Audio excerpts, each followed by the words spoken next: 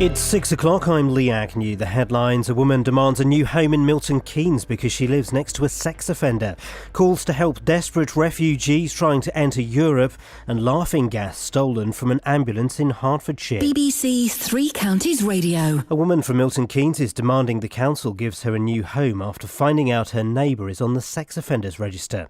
She's started a petition despite Milton Keynes Council refusing her application. Ben Nye reports. The woman, who we're not naming, has a young family and was concerned about her neighbour's behaviour. She claims she's received death threats after looking him up on the internet, where she discovered his previous convictions. However, she says the council's told her she's not under enough threat of violence and has refused her application for a new home. Some Conservative MPs are urging the government to do more to help the thousands of refugees pouring into Europe. It follows pictures of a 3-year-old Syrian boy who was found drowned on a beach in Turkey while trying to reach Greece with his family.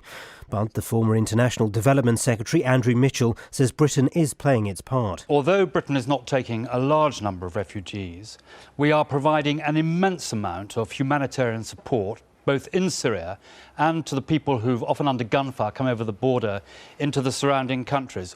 Were Britain not providing that support, there would be yet more hundreds of thousands of people coming out of that part of the world towards Europe. A canister of nitrous oxide has been stolen from an ambulance in Abbots Langley. The anaesthetic, which can be used as a recreational drug, was taken from the vehicle parked in Tibbs Hill Road last Tuesday night. Earlier in the summer, canisters of laughing gas were stolen from a hospital in Sawbridgeworth. A report published this morning challenges the popular belief that drinkers are a financial burden on taxpayers. It says that revenue from alcohol duty far outstrips the cost of dealing with drink-related problems. Bernardo reports. The figure everyone agrees on is that drinkers in England add an additional £10 billion to the public purse each year through duty on alcohol. But how much does alcohol cost the police, the NHS and society as a whole? The independent health research body, the Nuffield Trust, puts the figure at £21 billion. But a report from the free market think tank, the Institute of Economic Affairs, says the total of direct costs, such as policing or health treatments, is nearer £4 billion. The American film and television actor Dean Jones has died in Los Angeles at the age of 84. He was best known for his role as the racing driver Jim Douglas in Disney's comedies about the VW Beetle Herbie. In sports, Serena Williams has edged closer to her first Grand Slam this year with victory over Kiki Bertens in the second round of the US Open.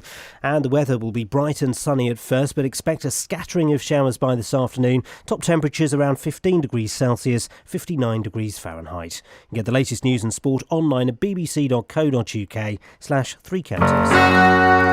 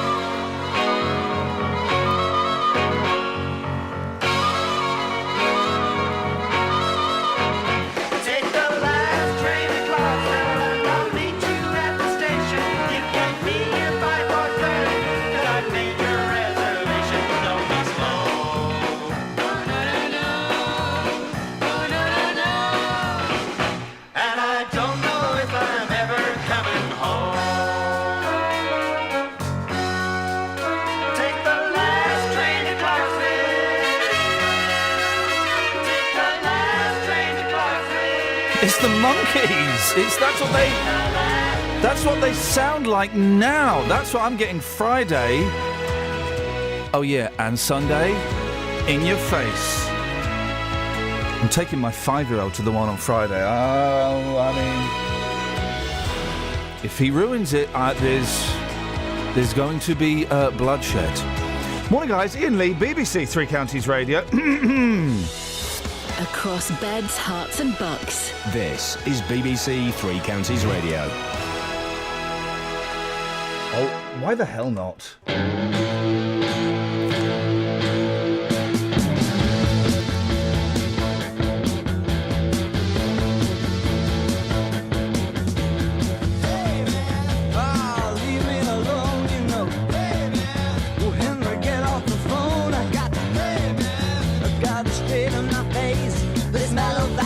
Just put my spine out of place. My school is insane. My work's down the drain. But she's a total blam blam. She said she had to squeeze it, but she, and then she, oh, don't lean on me, man, 'cause you can't afford the ticket. Back from Suffragette City. Oh, don't lean on me, man, 'cause you ain't got time to check it. You know my Suffragette City was out of sight.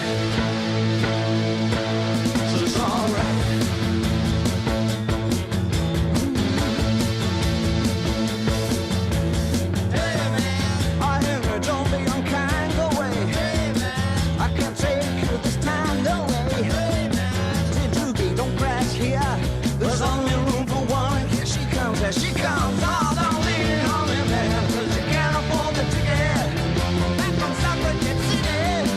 Oh, don't lean on me, man, 'cause you ain't got time to check it. You know my Suffragette City is out of sight. She's alright. Oh, hit me.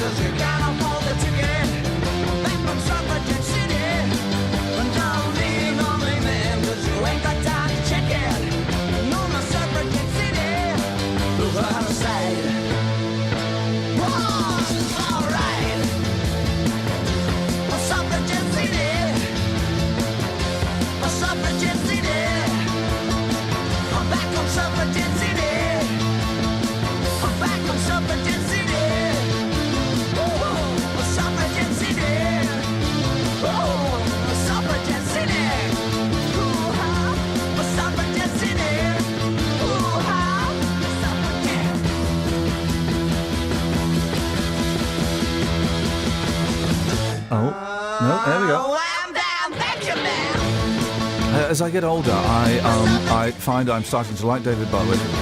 Just that song. Oh, I'm going to give Bob Marley a go this weekend. I'm going to roll a fat one. Fat sausage roll. And listen to what I consider to be Bob Marley's greatest album. Bob Marley's greatest hits. Really is. Everyone's a winner on there. Everyone's a winner. Yeah. Now, a Milton Keynes woman is demanding to be rehomed after finding out her next-door neighbour is a sex offender. Ouch. The mother, who we're not naming, believes he knows she's found out about his past and says she feels threatened whenever she steps out of her front door. Catherine, what more can you tell us? Well, this woman and a young family have been living in an address in Milton Keynes for just over a year. Now, she tells us that a few months after moving in, she started to notice some odd behaviour from one of her neighbours. And when I say odd, we're talking about this fella walking around the communal garden in his boxer shorts. And she says hanging round her door late at night. Yeah, it's a bit weird, isn't it? Mm. Well, I mean, the thing about hanging round her door late at night, it could be argued, is her perception. But yeah, the underpants thing is weird. So she decided to look him up online, which is where she found out about his history and the fact that he's on the sex offenders register. So what happened? What's happened since then? Well, she tells us that she's called the police on him several times because of antisocial behaviour and weird behaviour, but so far nothing's been done. Now, she believes that he's found out that she's the one who's been reporting him. She feels that he started to hang around her property on purpose now to intimidate her. And she also claims that he sent her a threatening letter, something that she's taken to the police. But the problem is, because it was posted into a communal letterbox, they say it's not clear that the note was meant for her, so they can't pursue it. And she wants to move. Yeah, she and her partner are desperate to get out, not just for themselves, but because they have a baby daughter. The trouble is, they can't afford to rent privately, so she's approached Milton Keynes Council and asked to be put on the homeless register in attempt to be rehomed. But of course, she's not homeless, is she? So they've refused on the basis that she has a home, she just doesn't want to live there. What's he done? I don't get what he's done wrong. Well, what he's done... Apart from the sex offences, but I don't get what he's done wrong to her. Well, she says that he is intimidating her by hanging around late at night outside her door.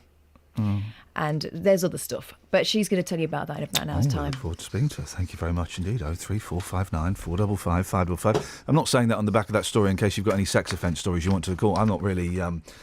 we don't need to take those this morning. But so I'm taking a 5-year-old boy to a rock concert. It's a rock. It's hardly Alice Cooper being decapitated. But even that's panto, isn't it, really? So I'm taking a 5-year-old boy to a pop concert, and I've got no idea how he's going to react. If he's going to dig it, if he's going to have the headphones on, so we won't actually probably be able to hear anything. If he's going to dig it, if he's going to rock out to it, if he's going to be freaked out by it. Let's just play a load of music today. 1, 2, 3, 4, 5.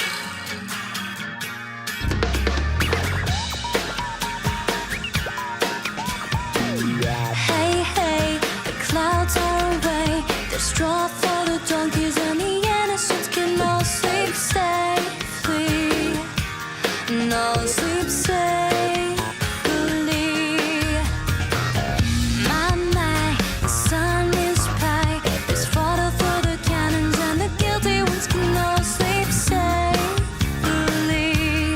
No sleep safely.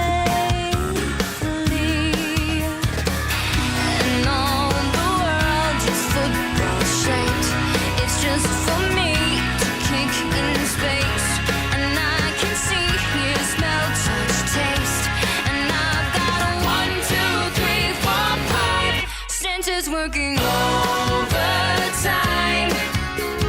trying to take this on, and I got 1, 2, 3, 4, 5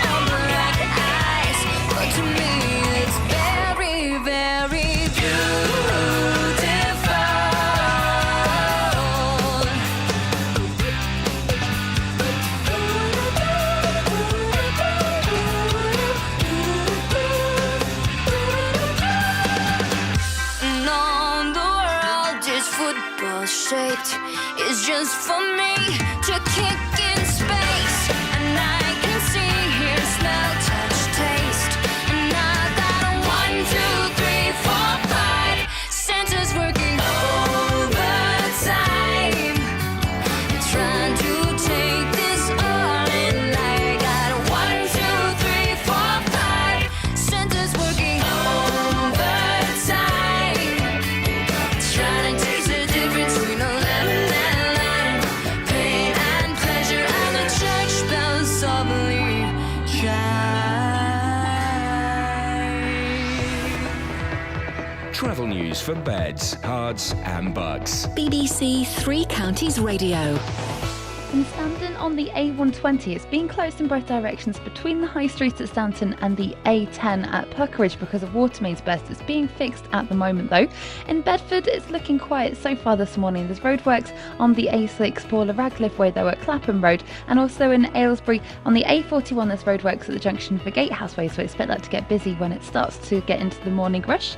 On the M25, it's beginning to build up anti-clockwise at junction 20 for Kings Langley, and on the trains there's no reported problems at the moment. Samantha Bruff, BBC Three Counties Radio. Thank you, Sammy. Morning, Iain Lee, BBC Three Counties Radio. 6:16. It's Thursday, the 3rd of September. I'm Iain Lee. These are your headlines. A woman from Milton Keynes says she needs to be rehomed by the council because one of her neighbours is a sex offender. A canister of laughing gas, has been stolen from an ambulance in Abbots Langley. And, I'm not laughing at this, but, really? This is a headline?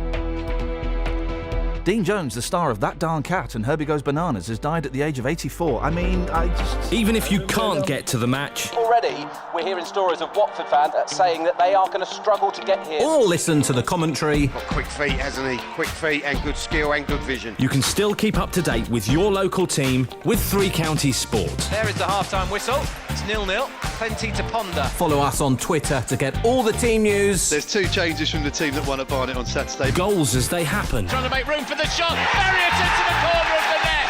Super goal from Luton Town. and reaction at the final whistle. Momentum changes very quickly in these games, and we're disappointed for that. Twitter.com/BBC3CR and stay up to date with your local team. This is Nick Coffer. on BBC Three Counties Radio. Dealey. Yes, boss. You're you're a deviant in the same way that Coffer is a deviant. I don't quite know what you mean by that, but carry on. I mean, you deviate from the norm. You both have a penchant. Right. I'm not talking about your car. You both have a fetish that I'm going to say it. Go on. Normal people don't have. A fetish of what, mate? You're kinky. Oh, yeah, okay, fair enough, yeah. You're kinky. Yeah.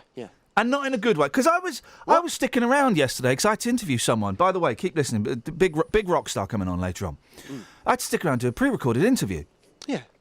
So I got to see Nick Coffer, the master, at work. Never get to see Nick at work. I only get to hear Nick at work when I'm at home listening. And I got to see Nick at work yesterday. Mate, just spit it out. Come on. What's going on? What's You on your both have mind? your studio completely dark, you perverts. What's that all about? Studio should be bright, light and cold. I bet you probably have yours warm as well, don't you? I have it warm. I You don't make me have puke. any aircon. No, I don't know. I shouldn't make you puke. What I do, I try and set an atmos. Now, in your studio this morning, I'm afraid, boss, there is no atmos. It may have you in there, but no atmos. No, that you're wrong. You're wrong. No. There is an atmos. Cold and sterile and unwelcoming. And that's how I like it. That's how I like it. Because if it's warm, I get sluggish. I feel a bit, it's so warm, I'm just going to have a little doze, right? And you're not allowed to do that. Hang on a second. I say you're not allowed to do that. That's in the rule book. That's gone out the window just now. It's the window sound effect. Crash. Right. Wouldn't it be great? These are the 2 shows I would like to listen to more than any other radio shows, right? Someone once described this show as like listening to a private party for 11-year-olds.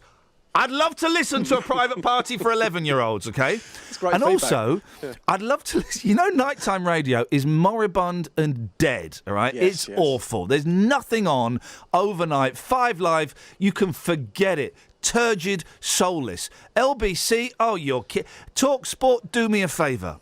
What I'd like to listen to, 10 o'clock, you get the presenter, let's say his name, let's say, keep it a man so it's not sexual. Bloke called, I don't know, Steve. No, not Steve, Tony. Say Tony, right? Good evening, it's 10 o'clock. You're listening to Tony Has a Sleep. And I'm just brushing my teeth. Just doing, I've done a whittle, did that before I came on. Yeah. Just getting into bed, just pulling the duvet over me, and I'll see you in the morning. And then it's from 10 until 7, 10 till 6, it's Tony having a sleep. And it's all the trials and tribulations. Does Tony get to sleep quickly? Does he talk in his sleep? Does he have to get up and do a wee? Does he blow off in his sleep? Does he snore? All of those things. I would totally listen to that. I would totally listen to. Yes. No, I don't believe you, mate. I don't believe you. Oh no, because I don't so much now that I've been getting up at stupid o'clock. But before I did, I used to have radio on at night, like speech radio on at night, just as like a little. And at the weekends, or if I'm on holiday, I'll just have the radio on as a little. So I wake up, bit of company. I wake up and go, oh, they're talking about immigrants. Oh, they're talking about immigrants still. Oh, they're doing parking tickets. But I would listen. I would wake up and go, oh, Tony's asleep. I'll go back to sleep. That would be nice, wouldn't it? Well, I don't know. I mean, it's a different sort of vibe. I mean, different vibe. I mean, maybe you want to pitch that to the people upstairs, the powers that be. What about, Iain falls asleep and we kind of rig something up to your brain and find out what's going on inside there? My brain has got nothing to do with it. I can't, mate. I've already got this show and a music show starting soon. Sorry, what? Nothing. Okay. Haters gonna hate just a little bit more. No, I don't think so. Haters gonna hate 1/6 more. Okay. Six hours a week. Wowzers. I mean, what are they thinking? Anyway, anyway, you have your studio dark. I don't get it. I think it's a perversion. No, it's not a perversion. And Nick Coffer. You and Nick Coffer, perverts. It's about setting the tone for a programme which you hope would be sexy in some shape or form. Do you know what I'm saying? Great music, great vibe. If the lights are on, that for me is just a turn off. Okay. Can you do me a favour? Can you take us to the streets? One simple question. Yeah. Lights on or off? That's all. Is this a rabbit hole question? Yeah, why the hell not? Yeah, okay. No, no embellishment. I just want you to go up to people in the street and say, all right, I'm J-Dog. Hey, I love the swag, man. Look at my hat. It says 1 billion swag songs. No, that's not my hat. That is the hat for our listeners to wear, and we are taking a listener out onto the street today. That person is a certain Carpet Martin. No, I pity the fool that takes Carpet Martin out on the street. But go out there. All right, I'm J-Dog. I'm loving the swag. All right. What's the Listen to the voice. I've been practicing. And simple question: lights on or lights off? Yes. Can you do that? Of course I can. You're a good lad. Excellent stuff. Now, actually, we've gone to something a little bit, significantly more important. We've been contacted by a pair of sisters who don't know where else to turn, so they came to us, which shows just how desperate they are. Lisa emailed to ask us for help getting support for her sister Gemma. I kind of know bits of this story, Justin. They're in a horrible situation, aren't they? Yeah, absolutely. And they feel like they're being left to deal with something which, quite simply, they can't handle. Lisa Williams is worried sick about her sister Gemma, who's been struggling with alcohol addiction now for several years. She's lost her job after being caught drinking at work. She also has lost the custody of her children due to her addiction. She's given up her flat as well. She was diagnosed with bipolar disorder after the birth of her second child, which, as you can appreciate, made her battling the addiction even harder. So last week, she was admitted to the L&D, the Luton and Dunstable Hospital. That was for 9 days with alcohol and drug psychosis. And this is the thing, Iain. She said that she wanted help and support to get clean, and she was keen to go into a rehabilitation centre. But Gemma and her sister Lisa say that she was promised a place on a local mental health ward for 3 months to help her beat her addiction. However, according to them, she was then reassessed and told that she was okay to be discharged the following day and that she did not need a bed in the clinic. Now, hopefully, we'll talk to Lisa and her sister Gemma a bit later on in the programme to get the full detail, but they're in a desperate situation. Yeah, they're both booked to speak, and I'm sure we'll be speaking to Lisa, but there's a strong chance that Gemma might not pick up the phone. Have I got that the right? Yes, I have. Tell us what's happened since then. Well, Gemma was discharged from the hospital at the weekend and has now gone to live with her former partner, who was also the father of her children. She was still desperate to receive help and go into a rehabilitation centre. But yesterday evening we were told that she had received her benefit money and unfortunately she started drinking again. Of course she did. She's powerless. Who are the authorities involved? Well, the Luton Dunstable Hospital have confirmed they did treat Gemma after she came through A&E, but they, of course, are not the authority to deal with referring patients to mental health or rehabilitation clinics. Their job is quite simply to patch people up, if you like, and notify the relevant authorities. The mental health referrals in Luton, they've just been taken over by the East London NHS Foundation. And as you can appreciate, they were unable to comment involving this case because of patient confidentiality. They also say, though, they would urge anybody who is not happy with the care to contact their doctor or clinician to discuss the next steps. Lights on or off, Justin? Take it to the streets, boss. Speak to you soon. Cheers, boss. Ta-ta.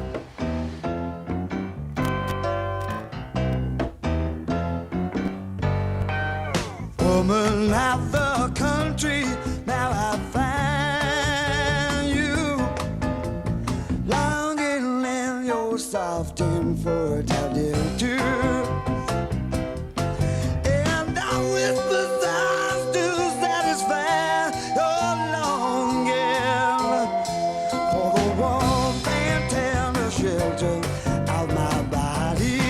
Oh, you're mine, yes, you're mine.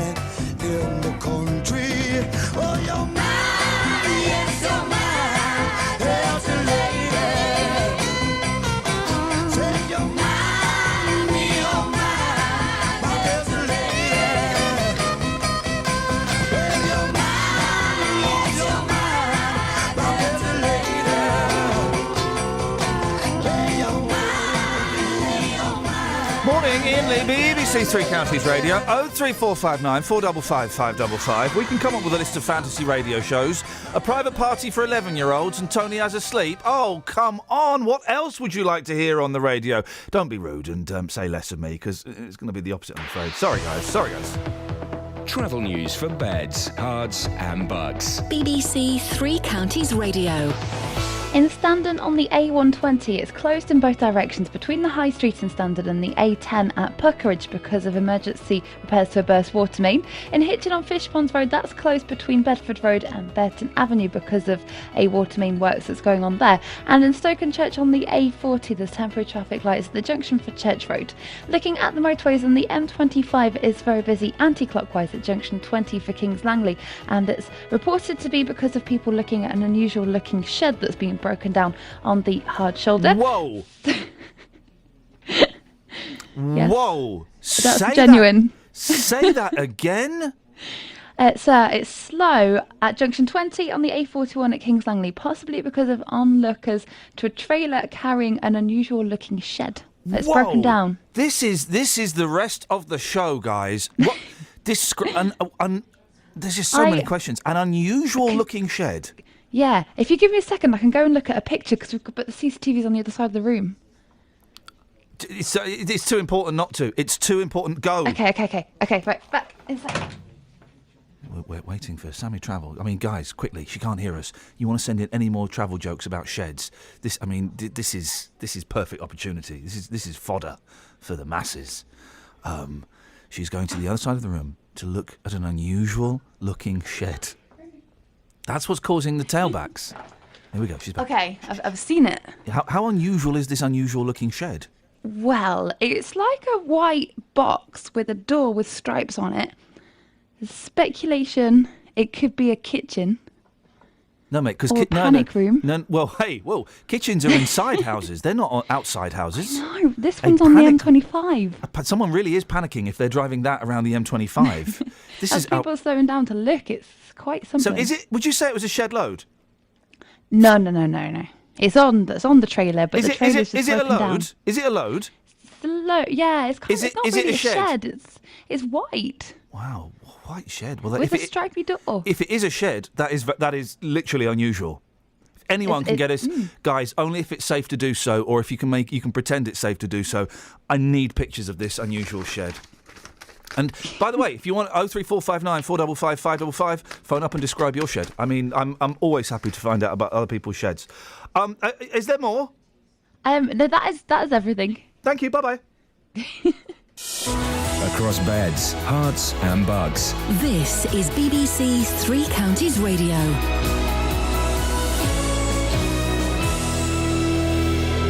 It's 6:30. I'm Lee Agnew. The headlines: a woman from Milton Keynes is demanding the council gives her a new home after finding out her neighbour is on the sex offenders register. She claims she has received death threats after looking him up on the internet, where she discovered his previous convictions. The government is being urged to do more to help the thousands of refugees pouring into Europe. It follows pictures of a 3-year-old Syrian boy who was drowned while trying to reach Greece with his family. A canister of nitrous oxide has been stolen from an ambulance in Abbots Langley. The anaesthetic was taken from the vehicle parked in Tibbs Hill Road last Tuesday night. And the actor Dean Jones, who starred in the Herbie movies, has died at the age of 84. The weather will be bright and sunny at first, but expect a scattering of showers by this afternoon. Top temperatures around 15 degrees Celsius. Three Counties Sports. BBC Three Counties Radio.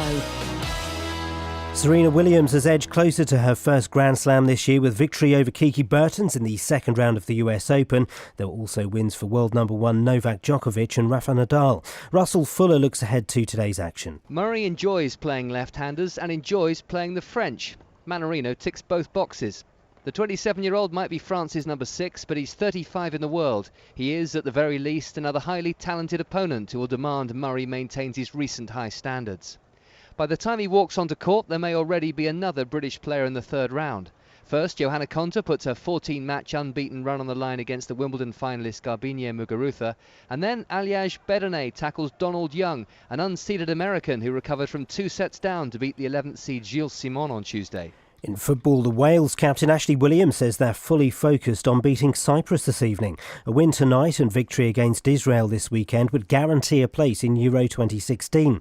Former Luton Town striker and Welsh international John Hartson says the squad will become legends if they qualify. I've played in great Welsh teams. We've always had superstars. We've always had the Neville Southalls, the Giggses, the Rushes, the Hugheses, the Speeds. We've got superstars now. It hasn't always meant when we've got superstars we qualify.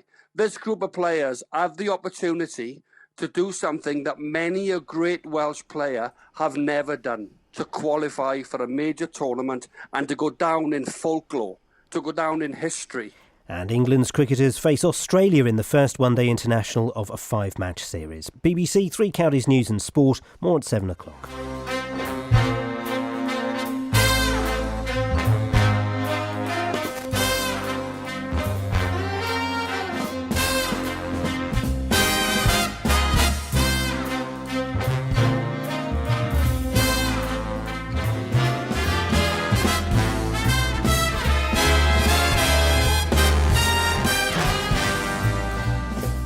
Coming out of my cage, I'm doing just fine. I gotta be down. I'm wanting it all. It started out with a kiss. How did it end up like this? Only a kiss, it was only a kiss. Now I'm falling asleep and she's calling a cab. He's having a smoke and she's taking a drag. They're going to bed and my stomach is sick. It's all in my head. She's touching his chest now, and he takes off her dress now. Let me go.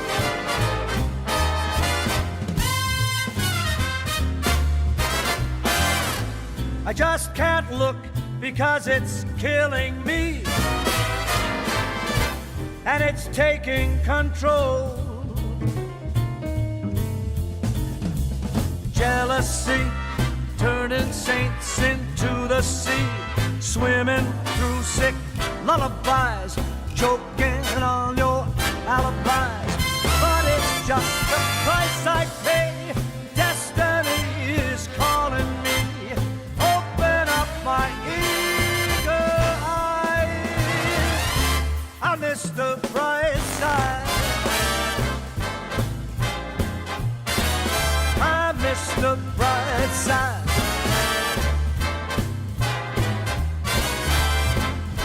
Miss the bright side.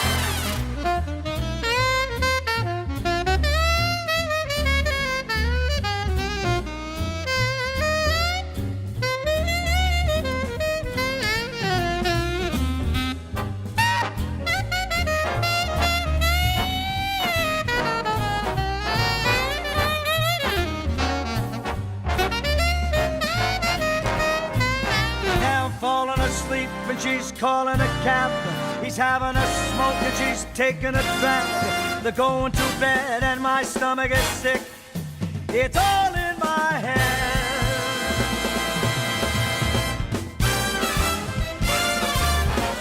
Jealousy, turning saints into the sea, swimming through sick lullabies, choking on your alibis. But it's just the price I pay. Destiny is calling me. Open up my eager eyes.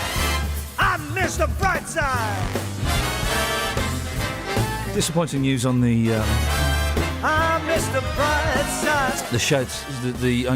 What was the phrase? Unusual looking shed. Was that the phrase? I mean, Mr. Brightside. Sammy's not the brightest. Well, no, unfair. Retraction. Strike that from the record, Your Honour. She sent us a picture of the unusual looking shed. Bright side. You can call me bright side.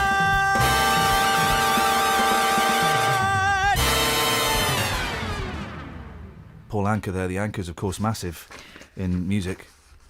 She talked about stripy door. It's not a stripy door. It's the back of the trailer. It's a porter cabin. It's a porter cabin.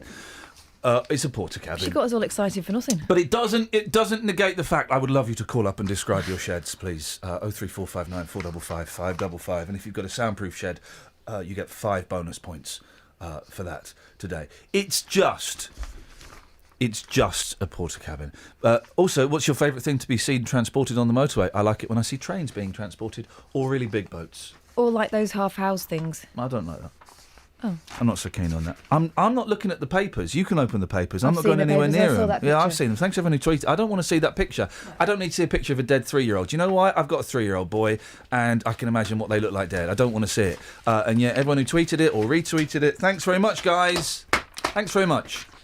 Managed to go the whole of yesterday without seeing it. Turned on my phone this morning. Loads of people retweeted it. Well, thanks a lot, guys. And it's on the front page of the newspapers. Yeah. Thanks a lot, guys. I know that children are dying. You know, I know that children are dying, and I don't need to see them. So Loads of adults have been dying too. thanks a lot, guys. Thanks for that. There we go. That's great news. And everybody who's... And people go, yeah, no, this is a really important picture. It's like Michael Burke holding a dying African child in Ethiopia that kicked her. Yeah, do you know what? It might be a really important picture. Well, I don't need to see it. I think for and the now peop- I've seen it, so thanks a lot, For the everyone. people who didn't realise it's been going on, or who've been treating people like leeches who are fleeing for their lives, maybe it is a little eye-opener, but I think most of us knew what was going on before. The newspaper's going, oh yeah, this is great. Dead child porn, this is what it is to these guys. It's been Daily Mail's changed its tune, that's for sure. Well, but I just think, do you know what, I was yay close to going off Twitter for the rest of my life after turning on and just seeing it. And I just thought, thanks a lot for that. And I now get a lot of abuse saying, well, you need to look at the picture.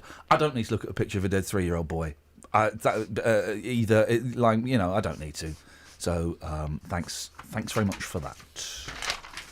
What you got in the papers? Anything? Cheryl Cole thinks that it should be illegal to body shame people in the papers. Cheryl spoke out. She denied claims she had an eating disorder, saying she was shocked at the reports. She said, I can take whatever they throw at me after 13 years. What worries me is what it's doing to the younger generation.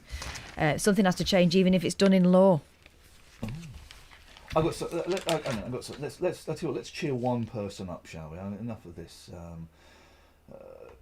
Let's indulge me. I'm going to cheer one person up. Radio's supposed to be inclusive and to invite everybody in. Screw that. Let's do 30 seconds of radio for one person, shall we? So yesterday, I was hanging around and I got to watch the deviant Nick Coffer presenting a show in the dark. He had a guest in the dark as well. That was just weird. But the reason I was hanging around, because I got to speak to one of Britain's surviving rock and roll legends, Mr. Tony Hicks of the Hollies. Mr. Tony Hicks of the Hollies, playing September the 10th at the Milton Keynes Theatre. You can hear the whole interview in about an hour's time. But we all know there's that Andrea listens to the show in the United States of America. Can you believe it? The new country. And she's nuts. I'll be honest, she's a weirdo. And I don't mind saying that because she's many thousands of miles away. And she's a big Monkees fan, and she's also a big Hollies fan. And she's selling her car to go and see the Hollies next year. How's she going to get to the airport? She's not considered that. So anyway, I was speaking to Tony Hicks. You'll hear the interview later on. And at the end I said, Tony, by the way, mate, there's this woman called Andrea Ritchie who's in the United States of America. And she is a sad case, and she is selling her car. Dry interview, I'll be honest. Quite dry. And she's selling her car to come and see you. Have you got any thoughts on... oh, no, it's playing that again. Have you got any thoughts on someone who would do such a thing? Hang on a second, I just need to pause that because we'll hear that again.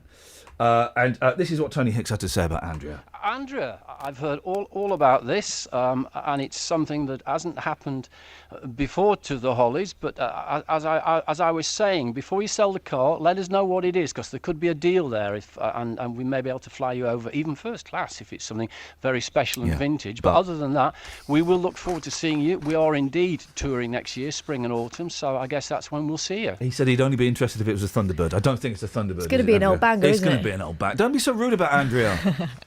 It's going to be an old banger, but there you go. That's Tony Hicks, and we'll hear him later on. Anything fun in the papers, guys? Let's have a look. Oh, actually, no. Let's just play another record. I mean, that kind of. Let's have. Oh, this is miserable, but it's brilliant. Let's play the first 30 seconds of this. Because it's brilliant. Have you heard of Petra Hayden? No. She's brilliant. She does songs Acapulco. Oh, nice. So in the Nuddy, and she did. Well, this is all her doing this. Hang on, just 30 seconds of this. Hang on, play.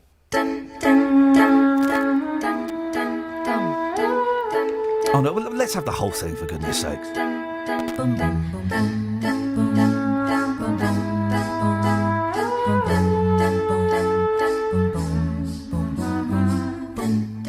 I may not always love you, but long as there are stars above you, you never need to doubt it.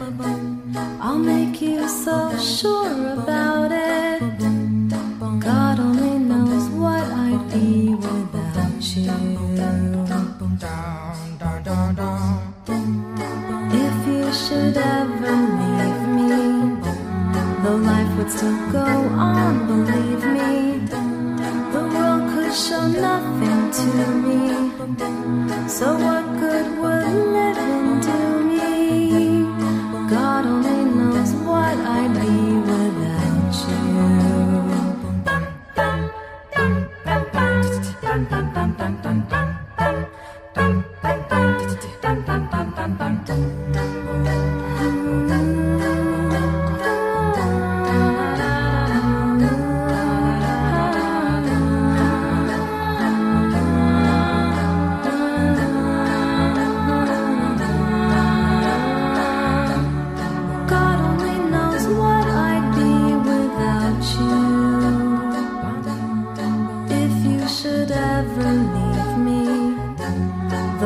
So go on, believe me, the world could show nothing to me. So what good would living do me? God only knows what I'd be without you. God only knows what I'd be without you. God only knows what I'd be without.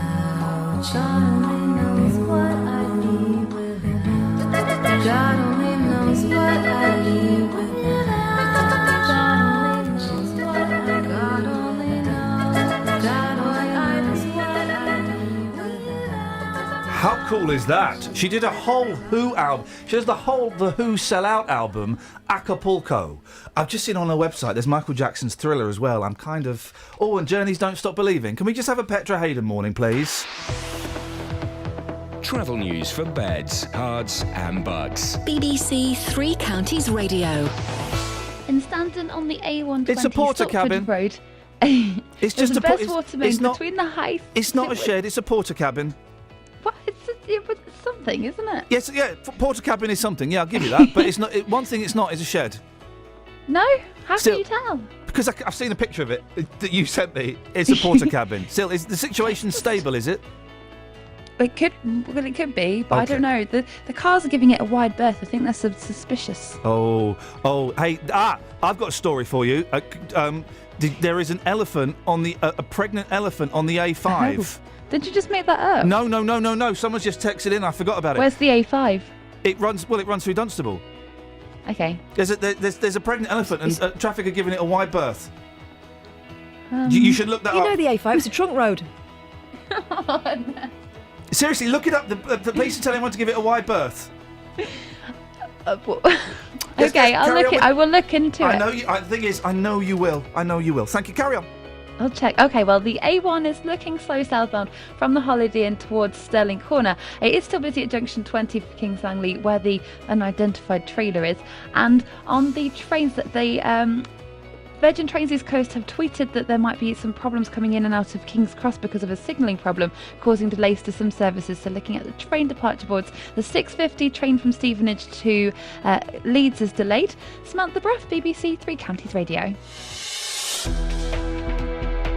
The pregnant elephant on the trunk road that is the A5. Police are saying, please give it a wide berth. I mean, is there a... 6:47, Thursday the 3rd of September. I'm Iain Lee. These are your headlines on BBC Three Counties Radio. A woman from Milton Keynes says she needs to be rehomed by the council because one of her neighbours is a sex offender. A canister of laughing gas has been stolen from an ambulance in Abbots Langley. And the Herbie rides again, Herbie goes banana, and that darn cat actor Dean Jones has died at the age of 84. Let's get the weather. Beds, hearts and bucks weather. BBC Three Counties Radio. Hello, very good morning to you. It's going to be a day very similar to yesterday. We're seeing quite a chilly start once more. There will be a few showers around at times, and we've got some wet weather currently just towards northern areas of the three counties at the moment. There will be a bit more in the way of cloud, a little bit breezier perhaps than it was yesterday, feeling just a touch cooler, but still some good spells of brightness and sunshine at times, and also some showers, particularly as we head into the afternoon. So don't forget your umbrella today. Basically, some of those showers could turn out to be quite heavy, but I think most of them will tend to be on the light side. But some good spells of brightness around, still quite a cool northerly breeze. Top afternoon highs rather disappointing still for this time of year, 15 or 16 Celsius, 61 in Fahrenheit. Now as we head into this evening and overnight, it's more of the same. I think we'll see some clear spells. Where we get the clear spells, temperatures will drop out of double figures, but holding in many of the towns at around 10 or 11 degrees depending on how much cloud we'll see. The showers will gradually fade away, and then tomorrow promises to be quite a cloudy day. I think we'll see a few outbreaks of drizzle at times, but a lot of dry weather too, just not too much in the way of brightness, although parts of Buckinghamshire I think will brighten up for a time, particularly as we head into the afternoon. We've still got that cool northerly, and that stays with us through the course of the weekend as well, but temperatures will gradually climb just a touch on Saturday and on Sunday. It's looking mostly dry and quite fine at the weekend as well. Always quite a lot of cloud, but still some good spells of sunshine. That's the forecast.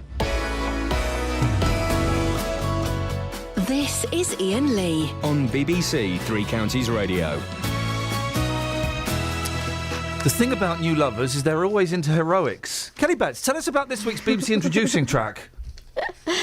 Do you see what I did there? I did. That's and very... explain to the listener why it was so. That was so funny because our introducing track of the week is by a band called Heroics, and their single is called New Lovers. What a coinky doink, isn't it? Isn't that wonderful? Yeah. Well, I tell you what. Describe the song to us in 3 words, and then I'm going to invite. We're going to play it. We're going to see if your description tallies up, and then we're going to invite the listeners to describe the song in 3 words. They won't. They don't phone in anymore. No. They're scared. Upbeat. 1. Poppy. 2. Current. Puppy. Pop-E. Pop-E? Yeah. Not now? It's what... Upbeat, poppy, and current. Yep. All right, Grandma, let's have a listen and see if she's right. Ooh. Bit downbeat. Gets there. Oh, I look forward to getting there.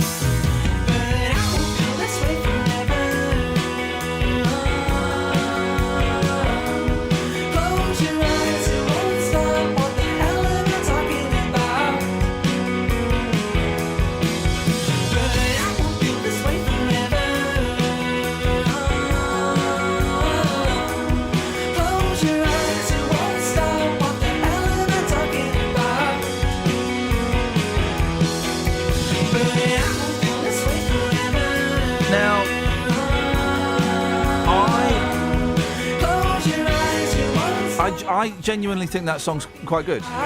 It has elements of a little bit of Tango in the Night era Fleetwood Mac, little tiny bits. This bit, that bit, there, that bit. There's a tiny, I'd say there's 3% of sparks in there. Yeah, can I counter the claim that it was current? I Yes. think that's quite 80s. Yes.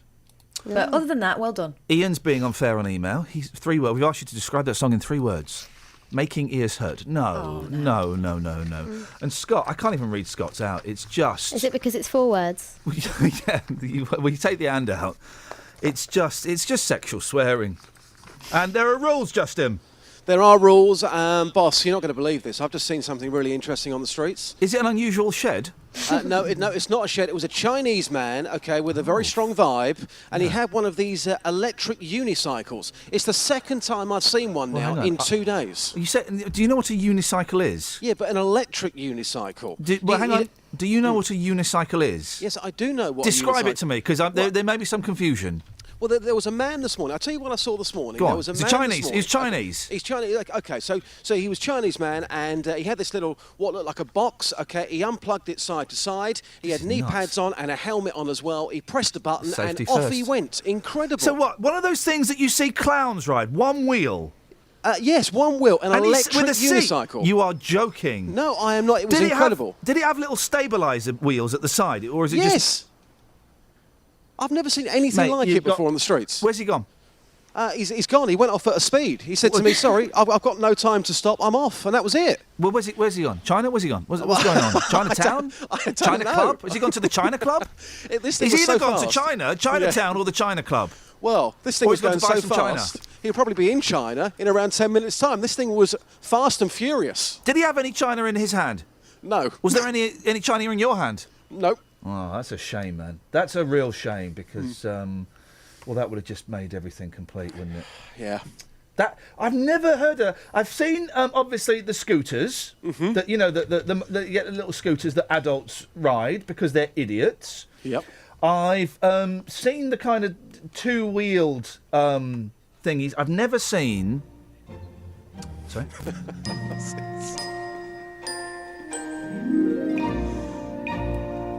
I've never seen a Chinaman. I can stop there, and that sentence is probably true. Actually, no, I've been to China. Dream she had, and the theme she had. Started way too high. Told in a foreign land.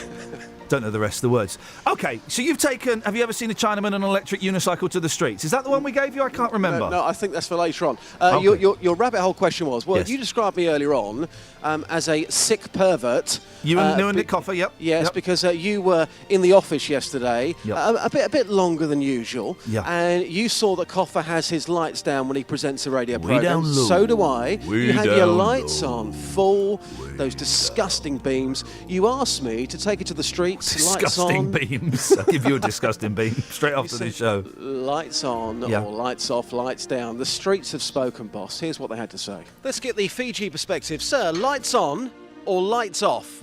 Well, lights off now. It's daytime, isn't it? Yeah, but in a radio studio. Lights on, I think. Lights on? Yeah. Do you think I'm a sick pervert if I have the lights down whilst I'm presenting a radio show? I think it's all up to you. You know, it's your soul, isn't it? But can you answer the question? Do you think I am, yes or no? No. No, I don't think so. Appreciate your honesty. Thanks very much. It's a great Fiji perspective. Thank you. Cheers. Morning, Princess. You well today? All right, well, yeah, thank you. Lovely. In a radio studio, lights on, full beam, or lights down, lights off? Lights down. Yeah. Sets the tone, doesn't it? Yeah, sets the time, yeah. I mean, you've listened to me when I've had the lights on, and you've listened to me when I've had the lights down. When the lights are down, you feel there's a special aura coming through the speakers, don't you? Yeah, you do, don't you? Yeah, something coming through, something coming through. Madam, let's get the Jamaican perspective, okay? You are known for your vibe, okay? In a radio studio, do you think it's better to have the lights on full or to have the lights right down for a bit of atmos? What do you think? Right down for a bit of atmos. Yeah. Can you give us a quick yeah, man? Yeah, man. Thank you, madam. I don't know, Justin. That was a brilliant piece, and it was very funny. But I don't know if you heard it with the music playing underneath. It turned from being very funny and flippant to actually being, well, that was quite a powerful bit of radio we just did together there, brother. Yeah, thank you, man. It means a lot. It means a lot to me. I mean, you push too hard, your dreams are China in your hand. I don't know any of the words to this song. I don't either. Can you find out? Can you find out if the people of Dunstable know the words to China in your hand? Oh, with pleasure and delight. Thank you, mate. See you later. Ta-ta.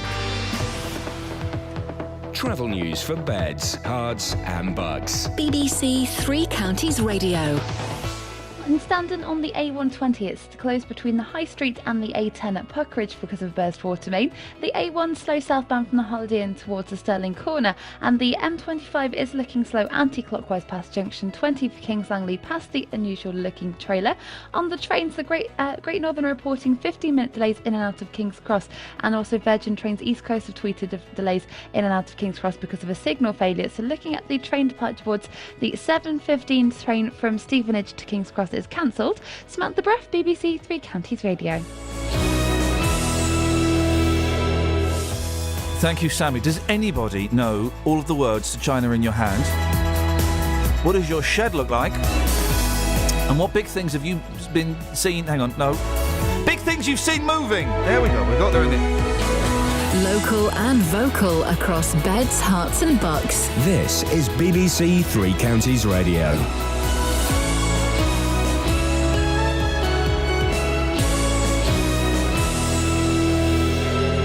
It's 7 o'clock, I'm Iain. New the headlines. A woman demands a new home in Milton Keynes because she lives next to a sex offender. Calls to help desperate refugees trying to enter Europe, and laughing gas stolen from an ambulance in Hertfordshire. BBC Three Counties Radio. A woman from Milton Keynes is demanding the council gives her a new home after finding out her neighbour is on the sex offenders register. She started a petition despite Milton Keynes Council refusing her application. Ben Nye reports. The woman, who we're not naming, has a young family and was concerned about her neighbour's behaviour. She claims she's received death threats after looking him up on the internet, where she discovered his previous convictions. However, she says the council's told her she's not under enough threat of violence and has refused her application for a new home. The government is being urged to do more to help the thousands of refugees pouring into Europe. It follows pictures of a 3-year-old Syrian boy who was found drowned on a beach in Turkey while trying to reach Greece with his family. The UN Special Representative on International Migration, Peter Sutherland, says all countries who can have a moral duty to help. As long as we have people who are escaping from persecution, we save them and we don't get into a figures game. This is a humanitarian crisis where they have to be saved and they have to be given the opportunity to live. A canister of nitrous oxide has been stolen from an ambulance in Abbots Langley. The anaesthetic, which can be used as a recreational drug, was taken from the vehicle parked in Tibbs Hill Road last Tuesday night. Earlier in the summer, canisters of laughing gas were stolen from a hospital in Sawbridgeworth. A report published this morning challenges the popular belief that drinkers are a financial burden on taxpayers.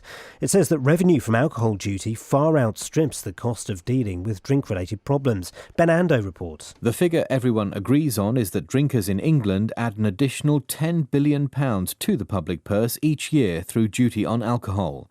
But how much does alcohol cost the police, the NHS and society as a whole?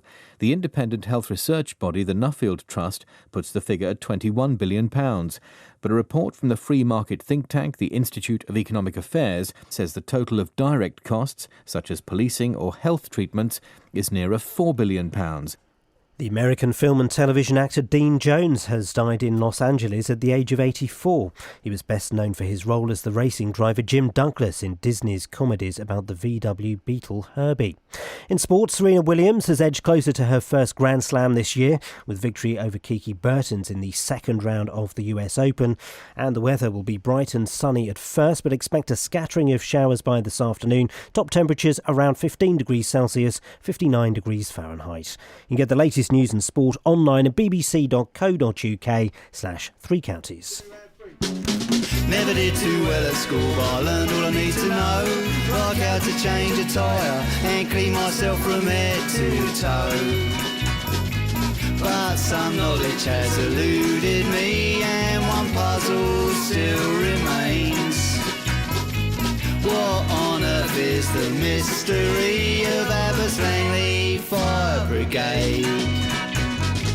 Did all the helmets go missing one day, or did a dog get stuck up a tree? Did a ghost one night go down their pole? Pray tell, because it's torturing me. Tell us the secret, let the cat out of the bag, because the puzzle still remains. What on earth is the mystery of Abbots Langley Fire, Abbots Langley Fire, Abbots Langley Fire Brigade? Morning, guys. Busy show this morning. Describe your shed. Ever seen something big on the back of something else? There we go, that's how we do it. Oh, ever seen a tortoise giving another animal a lift? We can do that. Right, okay. The show is finally starting to take shape in my head. So, describe your shed, big things you've seen moving, and ever seen an animal helping another animal. There we go, that's how we're going to do it for the rest of the show. 03459 455 555 81333. Start your text 3CR. Across beds, hearts and bucks. This is BBC Three Counties Radio. David, this is crazy. David's tweeted, and it's crazy. I have a very nice shed, but I'm not sure others would be interested in it. Au contraire, mon frère. Of course we're interested in it. Why the hell do you think we're talking about it? Oh, gosh. OK. 03459 455 555. Now, a Milton Keynes woman says she's living in fear after discovering that her neighbour is on the sex offenders register. What's more, she's reported him several times for antisocial behaviour, and she thinks he's found out about it. She's on the line now. We're not using her real name. Instead, we're going to use the name Julie. Morning, Julie. Hello, how are you? Yeah, good, thank you very much. Take us back to the beginning. How long have you been living near this person? I moved in August 2014, so just over a year now. And obviously, no names or anything to identify where you are. But this gentleman was living there already. Yes, yeah, he was here before us. Okay. And what made you think that perhaps there was something not quite right about him? He was just acting really suspicious. He would be shouting in the middle of the night. I could hear him through the walls. And then if I'd go outside, as I'd open my door, he'd be standing there. And when I challenged as to what he was doing, he would tell me he'd be looking for coins, like right near my window. So, and then it got worse. So, like during the day, he'd be snooping and he'd be looking through my windows at I've got a young daughter, so he was looking, what I can presume at me and my daughter, because my partner goes to work, and it just got worse. So. And I'd imagine if someone looking through my windows, I give him a bang on the window, then run out the front and tell him to jog on. Did you do that? Well, no, not really. He's a grown man, and I'm quite a young girl with my daughter. I don't feel like I could have done that. I didn't know who he was. I didn't know what he was doing. I didn't know why he was doing it. I felt quite vulnerable. I didn't really want to go out there and question as to what he was doing when my partner wasn't here. Has your partner spoken to him about it? Yeah, and when my partner asks him what he's doing, he says like he's looking for pound coins, and it's just very strange. The situation is bizarre, he seems to he's got mental health issues, and so I think that plays a big part in what he does. What's this about him being outside in his pants? Yeah, he was quite a few times actually. I'll be going outside because going shopping or anything like that, just going out in general, and quite a lot of the time he's outside in our communal area in just his boxers. Like, it's very strange. Okay, so how did you find out he was a sex offender? Well, after all of his suspicious activity, we grew obviously a bit more cautious of him, and things just didn't add up. So I actually just Googled his name, and it all told me there. And I think we've checked it out, and I think he is on the sex offenders register. I think we've looked into that.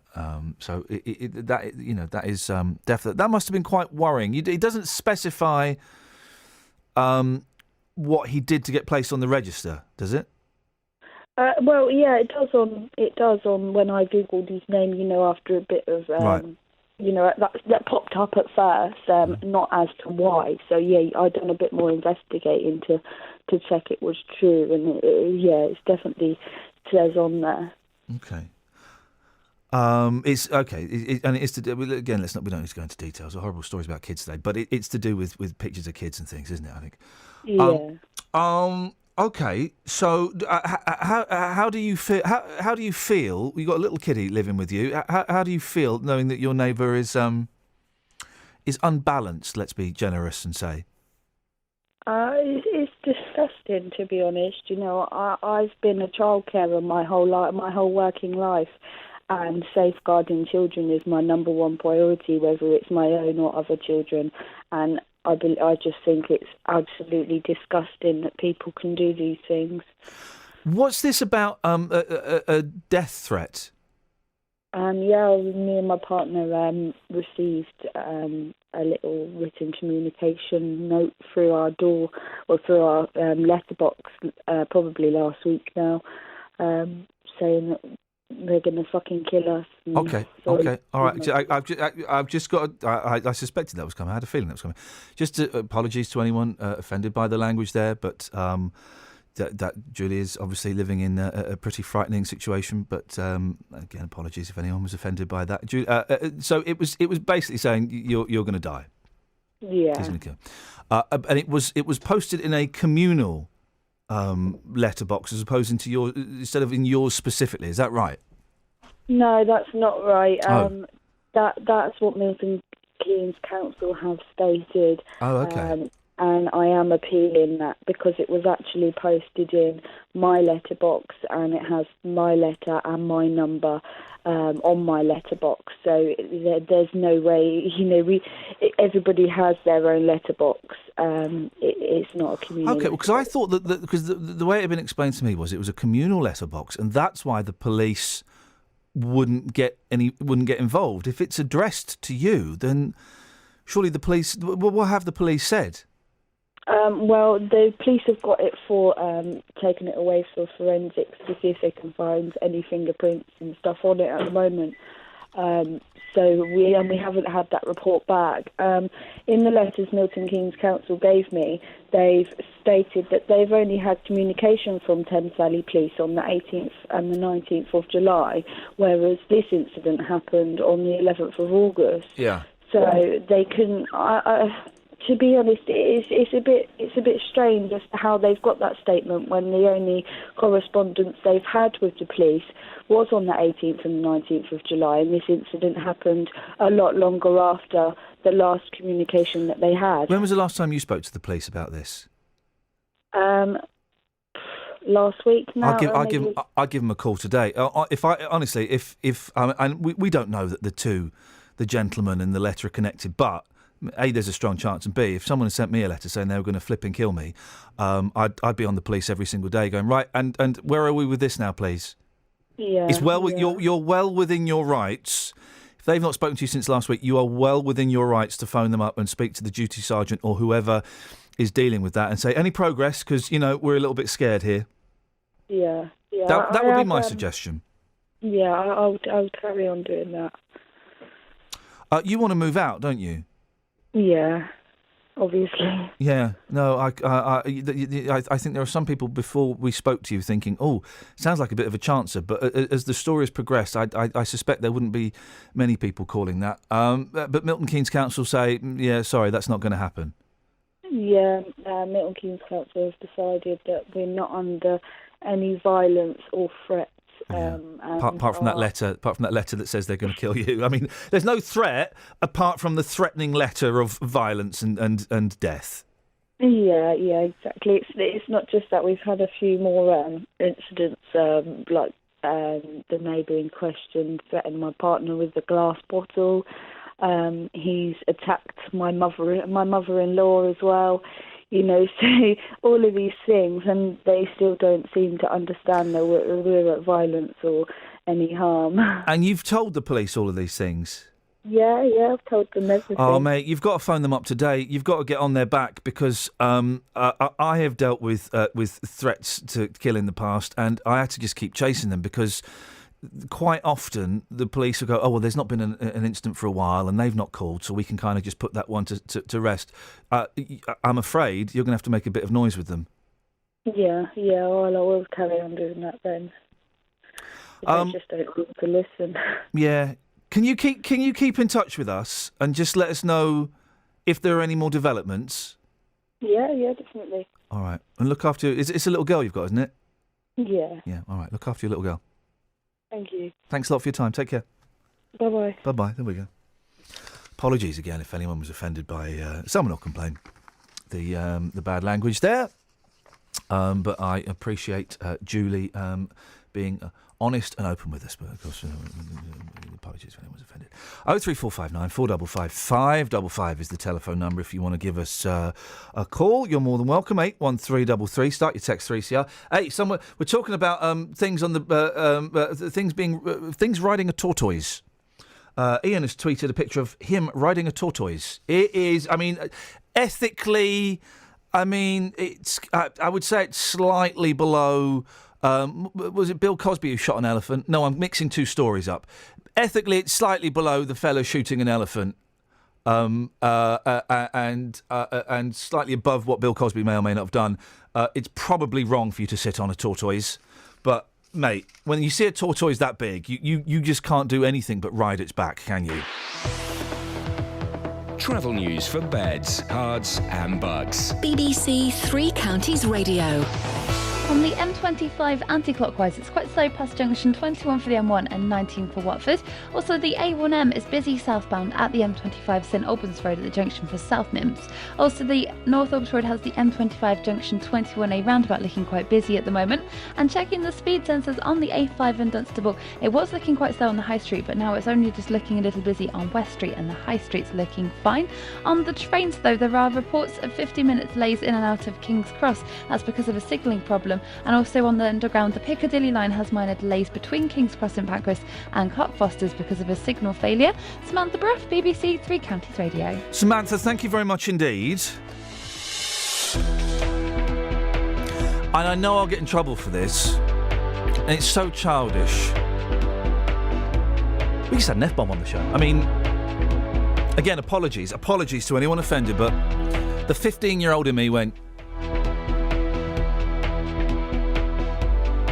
horrible story. We'll keep in touch with Julie and find out if there are any developments. Right now it's 7:16. It's Thursday, the 3rd of September. I'm Iain Lee. These are your headlines on BBC Three Counties Radio. A woman from Milton Keynes wants the council to find her a new home after finding out her neighbour is a sex offender. A thief has taken a canister of laughing gas from an ambulance in Abbots Langley, and a blue plaque will be unveiled at the birthplace of actor John Le Mesurier in Bedford today. After a miserable weekend for most of our teams, with 10.5 minutes played the second half, it's Manchester City 2, Watford 0. The international break has probably come at the right time. But on Saturday, there's still games for Luton, Stevenage and Wickham. You can't take him out of the limelight, Aaron Pierre! We'll bring you all the build-up. To be honest, I've got the game pretty clear in my mind. And all three games live. Surely the first points of the season here at the Lamex Stadium. Saturday from 2, here on BBC Three Counties Radio. Yeah, why not? I will have Tony Hicks from the Hollies in about... where are we now? 7:17. Weather at 7:29. News at 7:30. That takes about... How long is the Lee News? Lee does news for at 3:30. About 3 minutes. About 3 minutes. So it's 7:30, 7:33. Do the little talk-up. So say 7:34. Right, it's now 7:18, so that makes it easier. 2, 10, 16 minutes. In about 16 minutes we'll have Tony Hicks from the Hollies. So does that sound about right? Yeah, Andrea is not moving anywhere. Okay. That's because she's drunk. I know. We saw the pictures of her yesterday. I know. I've sent her. I've already probably broken I think I've broken BBC protocol. I've sent her the Tony Hicks interview already. I don't think we're allowed to do that as the BBC, but I just emailed it to her. She loves the Hollies. Listen, I sent her the Hollies interview. She should be listening anyway. She's an American. We're breaking all kinds of rules by even talking to her. Go and listen to your own American radios, for goodness sakes. We're coming over here stealing our. We've got listeners in America. We've got all the Birmingham listeners who've defected from that station as it breathes its last breath. They're all coming over here. Now, here we go. This is a very sad story, and we're trying to get our head around. We had an email this week from a woman desperate to get help for her sister, who's got lots of problems, but seems to have fallen through the cracks in the system. Gemma was admitted to the Luton and Dunstable Hospital 2 weeks ago after suffering alcohol psychosis. She and her sister Lisa thought she was going to get support to stop drinking while she was in there, and that seemed to be what was on offer, but it's not happened. And Lisa has come to us. Now, we were supposed to speak to Gemma this morning. She knew about it. Gemma's not picking up her phone. Keep trying. Because there may be another reason. But Lisa's on the line now. Morning, Lisa. Morning. We'll get to Gemma not picking up the phone in a second, because that concerns me a little bit. We kind of expected it, but it concerned me a little bit. Tell us a bit of the background. What's been going on? Well, basically, she's had an alcohol problem the past few years, and recently she was admitted to hospital. They were going to help her out she was in a few times, and they just basically let her get sober and then chucked her out again. This time, she was really ill with it. She was threatening to jump off a car park roof and threatening suicide and all sorts. They admitted her.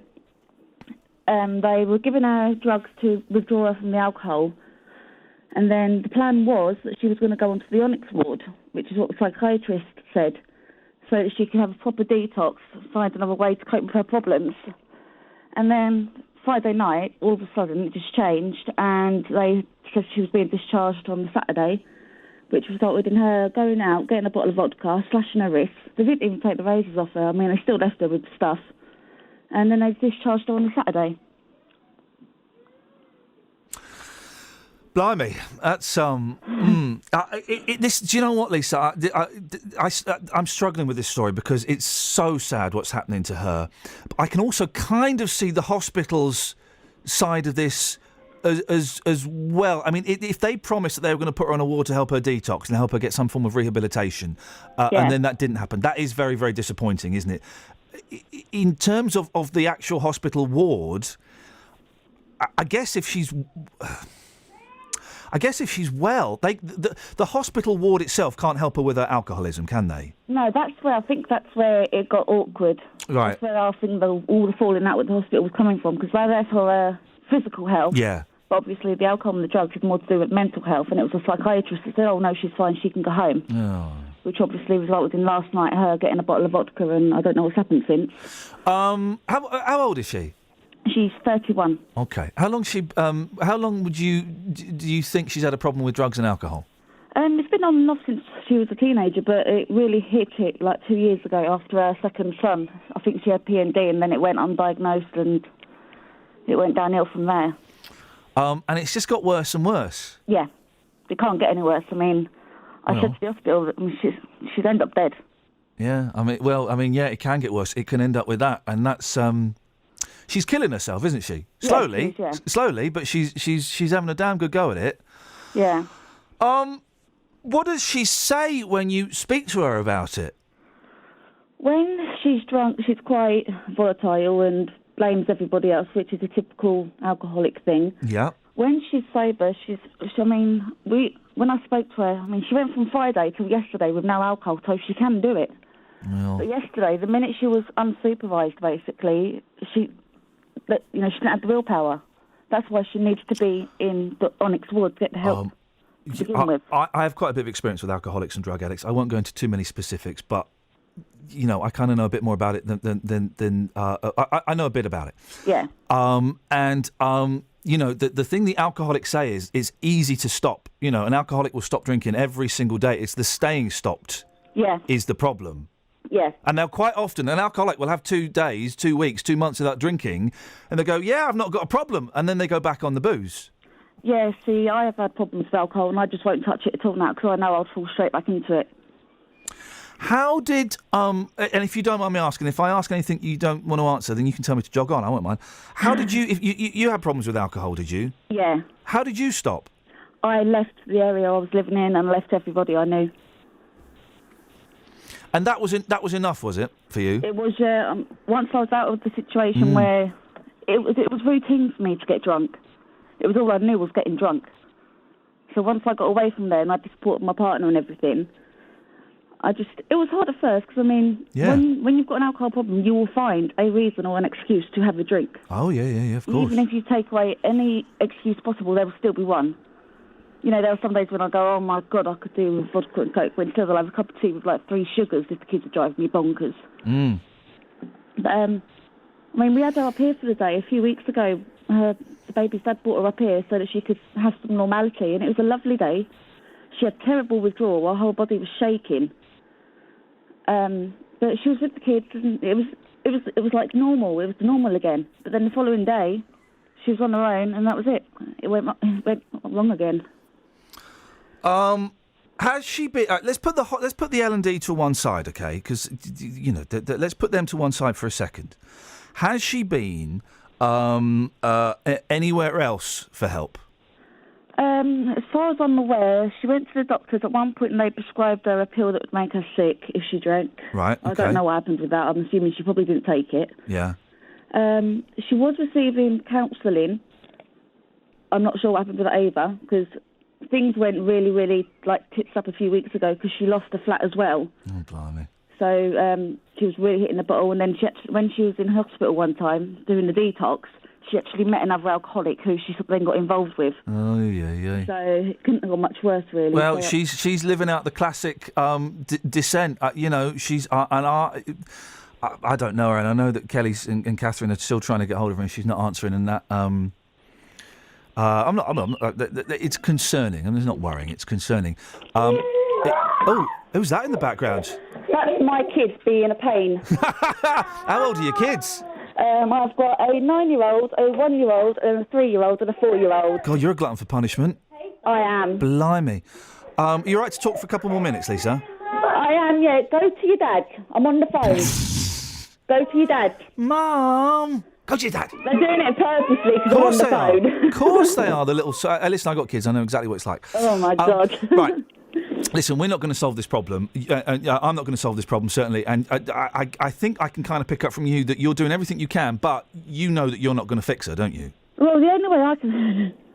As naive as it is, I wish I could just go down there, grab her and lock her in the room up my house, because I live in West Midlands and she'd be away from it all. Yeah.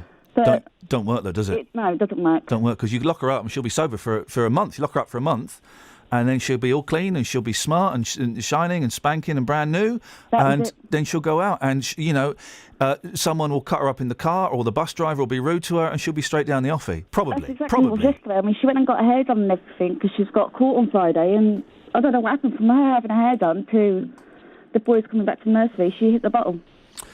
Has she tried anywhere like Alcoholics Anonymous or anything like that? I don't know. This is why it would have been good if you could talk to her, but she's probably feeling quite ashamed of herself. She probably is. Of course she is. It's a disease of shame. She's feeling... I make up that she's feeling very ashamed, and that's why she doesn't want to come and talk to us, and that's absolutely fine. That's she might be listening, and in which case, Gemma, we'll keep trying you. You're more than welcome to come on.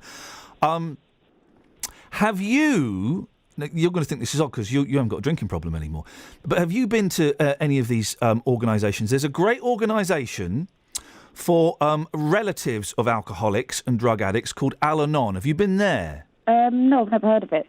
Al-Anon is brilliant. Catherine's going to find me the website and the phone number now. Al-Anon are brilliant, right? And what it is... I've got so many friends who've been through this, trust me. Yeah. What it is, it's like AA, but it's for the relatives of alcoholics. Because it's a really nice place where you go and it's all anonymous, and you go in a room, and it could be like a church hall or a school hall, or, it could be anywhere. It's not religious. You go in there and you talk about what it's like having an alcoholic sister, or having an alcoholic dad, or having a son who can't stop doing coke. And one starts to realise, A, you can't fix them, and B, she's dragging you down as well, Lisa. And I say that with the greatest of respect. I know. You've got four beautiful kids there. You've got 4 beautiful kids, and you can't give them your full attention because you're rightfully worried about your sister. Yeah, my priorities are slightly wrong though, aren't they? Yeah, well, wrong is maybe a strong word, but your priorities are perhaps slightly skewed. Yeah. Your kids aren't getting the attention that they deserve because of your sister. And again, this is going to sound really cold. That's really selfish of your sister. And being an alcoholic is a really selfish disease. I know. My parents will like it as well, but they've sort of come out of it finally. Really? Isn't that interesting? That it is, yeah. We all seem to have followed suit. Yeah. Now, if your parents got sober, did they? Yeah, I mean, it was only recently. My mum was a hardcore alcoholic without failure. She's got epilepsy and brain hemorrhages and everything from her drinking. Yeah. But she's 60-something, and all of a sudden she just stopped. And she just doesn't drink now. Well, listen, if you got sober and your mum got sober, then that is brilliant for Gemma, because that means she's got more than a decent chance. She's in with a good shout of getting this. But you're not going to be able to fix her. No, I know. Unfortunately. Yeah, it's entirely down to her. If and when she's ready, she'll go for it. I was talking to my relatives last night after she got this bottle of vodka. Yeah. And it seems that she doesn't want to put any... She doesn't want to work at it. She wants the wand to be waved. Mm-hmm. And there isn't one. No, there isn't. she needs to work for it as well, which is where I think she's not at that stage. No, she's not, and she may, she may never get to that stage. No. That's where I think the Onyx Award would be of benefit, but then again, like I said to my family last night, she might stay in there for several months, come out, and then, like you said... Well, it might, you know what, those kind of residential rehabs, they work for a lot of people, and it might give her a fighting chance, or she might come out again and have a drink. You don't know. But she's got to want to stop. Yeah. She does when she's sober. Yeah. It's a crappy disease. It's horrible, and I know people that have died through it, and it's horrible.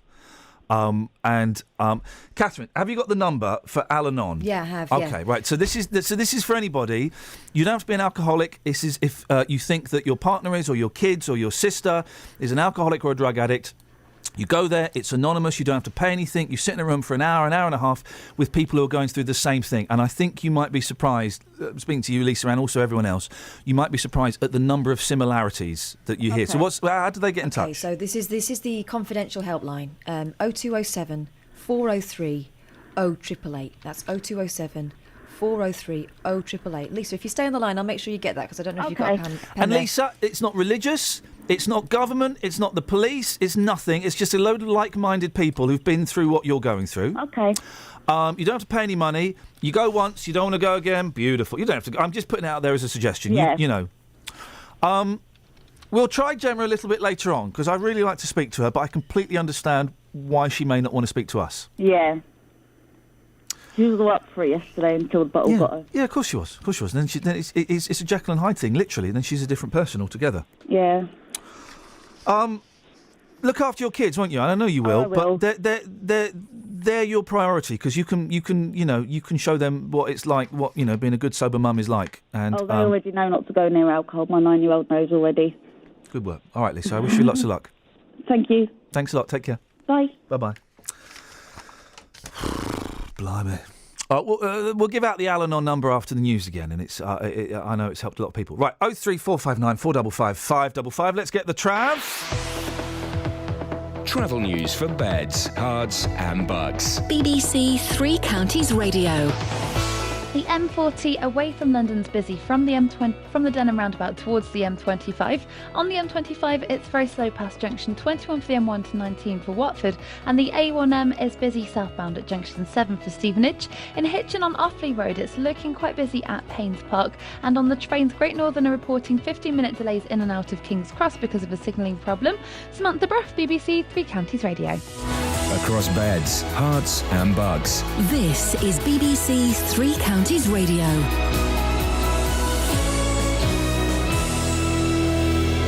It's 7:30. I'm Lee Agnew. The headlines: a woman from Milton Keynes is demanding the council gives her a new home after finding out her neighbours on the sex offenders register. She claims she's received death threats after looking him up on the internet, where she discovered his convictions. A canister of nitrous oxide has been stolen from an ambulance in Abbots Langley. The anaesthetic was taken from the vehicle parked in Tibbs Hill Road. And a blue plaque will be unveiled at the birthplace of John Le Mesurier in Bedford today. The actor, who became famous for playing Sergeant Wilson in Dad's Army, lived in Chaucer Road. The weather will be bright and sunny at first, but expect a scattering of showers by this afternoon. Top temperatures around 15 degrees Celsius, 59 degrees Fahrenheit. Three Counties Sports. BBC Three Counties Radio. Serena Williams has edged closer to her first Grand Slam this year with a victory over Kiki Bertens in the second round of the US Open. She trailed 4-love in the opening tiebreak but came back to win despite some pre-match nerves. Until today I was okay with it. I just got a little nervous today, but, I've been doing totally fine. I've been completely relaxed, chill. I've been really, really fine. So I'm going to get back into the place that I was and I'll be fine again. It definitely wasn't my happiest of moments, but and if I don't play well, and I'm not going to be happy even if I won. There were also wins for world number one Novak Djokovic and Rafa Nadal. In football, the Wales captain Ashley Williams says they're fully focused on beating Cyprus this evening. A win tonight and victory against Israel this weekend would guarantee a place in the Euro 2016 finals, their first major tournament since the 1958 World Cup. Former Luton Town striker and Welsh international John Hartson says the squad will become legends if they qualify. I've played in great Welsh teams. We've always had superstars. We've always had the Neville Southalls, the Giggses, the Rushes, the Hugheses, the Speeds. We've got superstars now. It hasn't always meant when we've got superstars we qualify. This group of players have the opportunity to do something that many a great Welsh player have never done, to qualify for a major tournament and to go down in folklore, to go down in history. And England's cricketers face Australia in the first one-day international of a 5-match series. BBC Three Counties News and Sport, more at 8 o'clock. Thank you very much indeed. Just to give out the number again for Alan on, I think, Catherine might be on the phone actually, so we'll get that in a little bit. Right, 03459 455 555 is the telephone number if you want to give us a call. So yesterday, top secret mission, I got to speak to Tony Hicks, he of the Hollies. I love a bit of the Hollies. I'll get this date right, September the 10th, they're playing at the Milton Keynes Theatre. This is what Tony had to say. Tony, absolute pleasure to speak to you. The Hollies, one of the... well, I don't want to say unsung heroes, because you sold shed loads of records. How many records did you guys sell? Do you know? I don't actually know, but you say unsung. We're always singing. I know. I know you are. You're still doing. And I realised that sounded like a real insult straight into the interview, and I didn't mean it like that at all, boss. I promise. What was it like being a pop star in the '60s? It must have been so much fun. It was because. It wasn't just the music that was exploding. It was everything. I mean, you know, when we came down from Manchester to London and we sort of went to Carnaby Street and the King's Road, it was that the fashion industry was exploding, you know, and on Twiggy and such like, and the clubs, you know. I mean, when we weren't sort of working, recording at Abbey Road, we'd be going into the clubs and things, and that was really enjoyable, because there'd always be either Keith Richards and Mick Jagger there, you know, drinking their bottle of Matches Rosie or having a whiskey and coke or something or other. All the bands had been there. The Animals one night maybe, you know, and it was just very, very well, you know, coming out of. I mean, I was an apprentice electrician in one of the cotton mills in Lancashire, so it was such a cultural change. But more so than that, you know, we were just sort of living out. I mean, it was our hobby really that sort of that turned into a career. And I mean, I remember at the time, you know, we'd thinking, wow, I mean, this is so good. I mean, if we can stretch this out for 2 or 3 years, you know, it'd be wonderful. And we managed that. Well, and then some. I mean, 50 odd years later, you're still out there. You're still doing it. You're doing big tours, and I know you've got a date in Milton Keynes coming up soon. You can't ever have imagined back in, you know, 63, 64 when you're starting out that over 50 years later you'll still be doing it. No, absolutely. And I mean, you mentioned Milton Keynes. I mean, I presume you know the story about that or not? I do. Someone was very poorly, weren't they? You're not kidding. I mean, it's bizarre. We hadn't actually done a gig for about 3 months, and that was the first night of a tour. 2 o'clock in the afternoon, our singer Peter House started feeling unwell.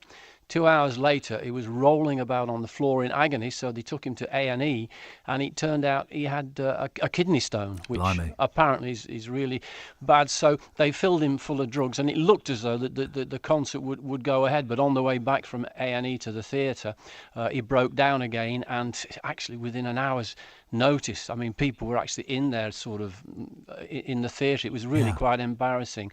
So this is the rescheduled version of that. And this is on Thursday the 10th. He's all right now, is he? Well, bizarrely, he actually did the following night, and the suggestion was it had cleared itself, but that was far from the truth. He ended up in Harley Street having it surgically removed in a matter. You say pumped full of drugs. It's back to the 60s again, isn't it? I mean, I'm not saying you guys were, but that was what a lot of them were up to. Some of them probably. It was actually more the alcohol in those days. Really? I mentioned, you know, a whiskey and coke or something like that. So there wasn't as much of that going on as was rumoured, actually. What was amazing about the 60s is there were a lot of talented bands. There were some shirkers that got lucky, but it did seem, if you're looking back, that if you had a guitar and a bass player and a half-decent singer, you could get a recording contract. Now, whether it sustained itself beyond that first 1 or 2 records is by the by, but there was a period, wasn't there? They seemed to be signing up anybody.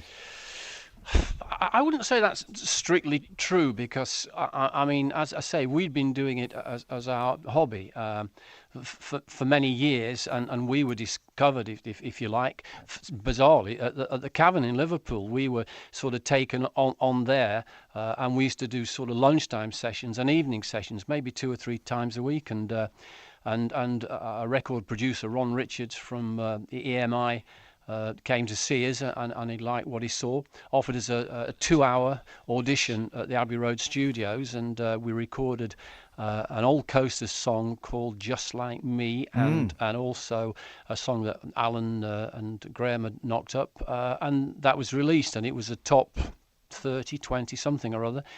And it's gone on from there. One of the things that I always associate with the Hollies is those just such tight, sweet harmonies. Did that come naturally? Did you did your voices just blend easily, or did you have to really work at it? It was basically Alan and Graham. Alan, the lead singer, Graham did the high harmonies, but it became a 3-way harmony when I mean, as you know, in those days, when you were recording, it was live. I mean, you were all stood in a studio around microphones, playing and singing, and I can only assume that on one occasion I got a bit too close to the mic when I was mumbling away, and that was it. That was the 3rd harmony. So that's how it came about. Not particularly prearranged, no. There's a great clip I saw ages ago of you guys recording on a carousel. Yeah. 1966, 67, I'm going to guess. Yeah, you'd know better than me.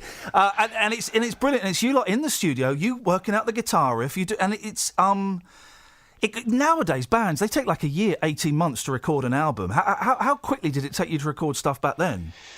Well, by and large, the original albums that ourselves, the Beatles, it would just be a case of putting them in the studio, and they would record what they'd been doing, in live gigs in the pubs and clubs and whatever all along. So, I mean, as I think the Beatles one was literally done in a day, and as far as we were concerned, pretty similar. But to be honest, we were always quick at recording. I mean, the majority of singles that we made over the years that were successful, if it got to take 3, take 4, we kind of lost it.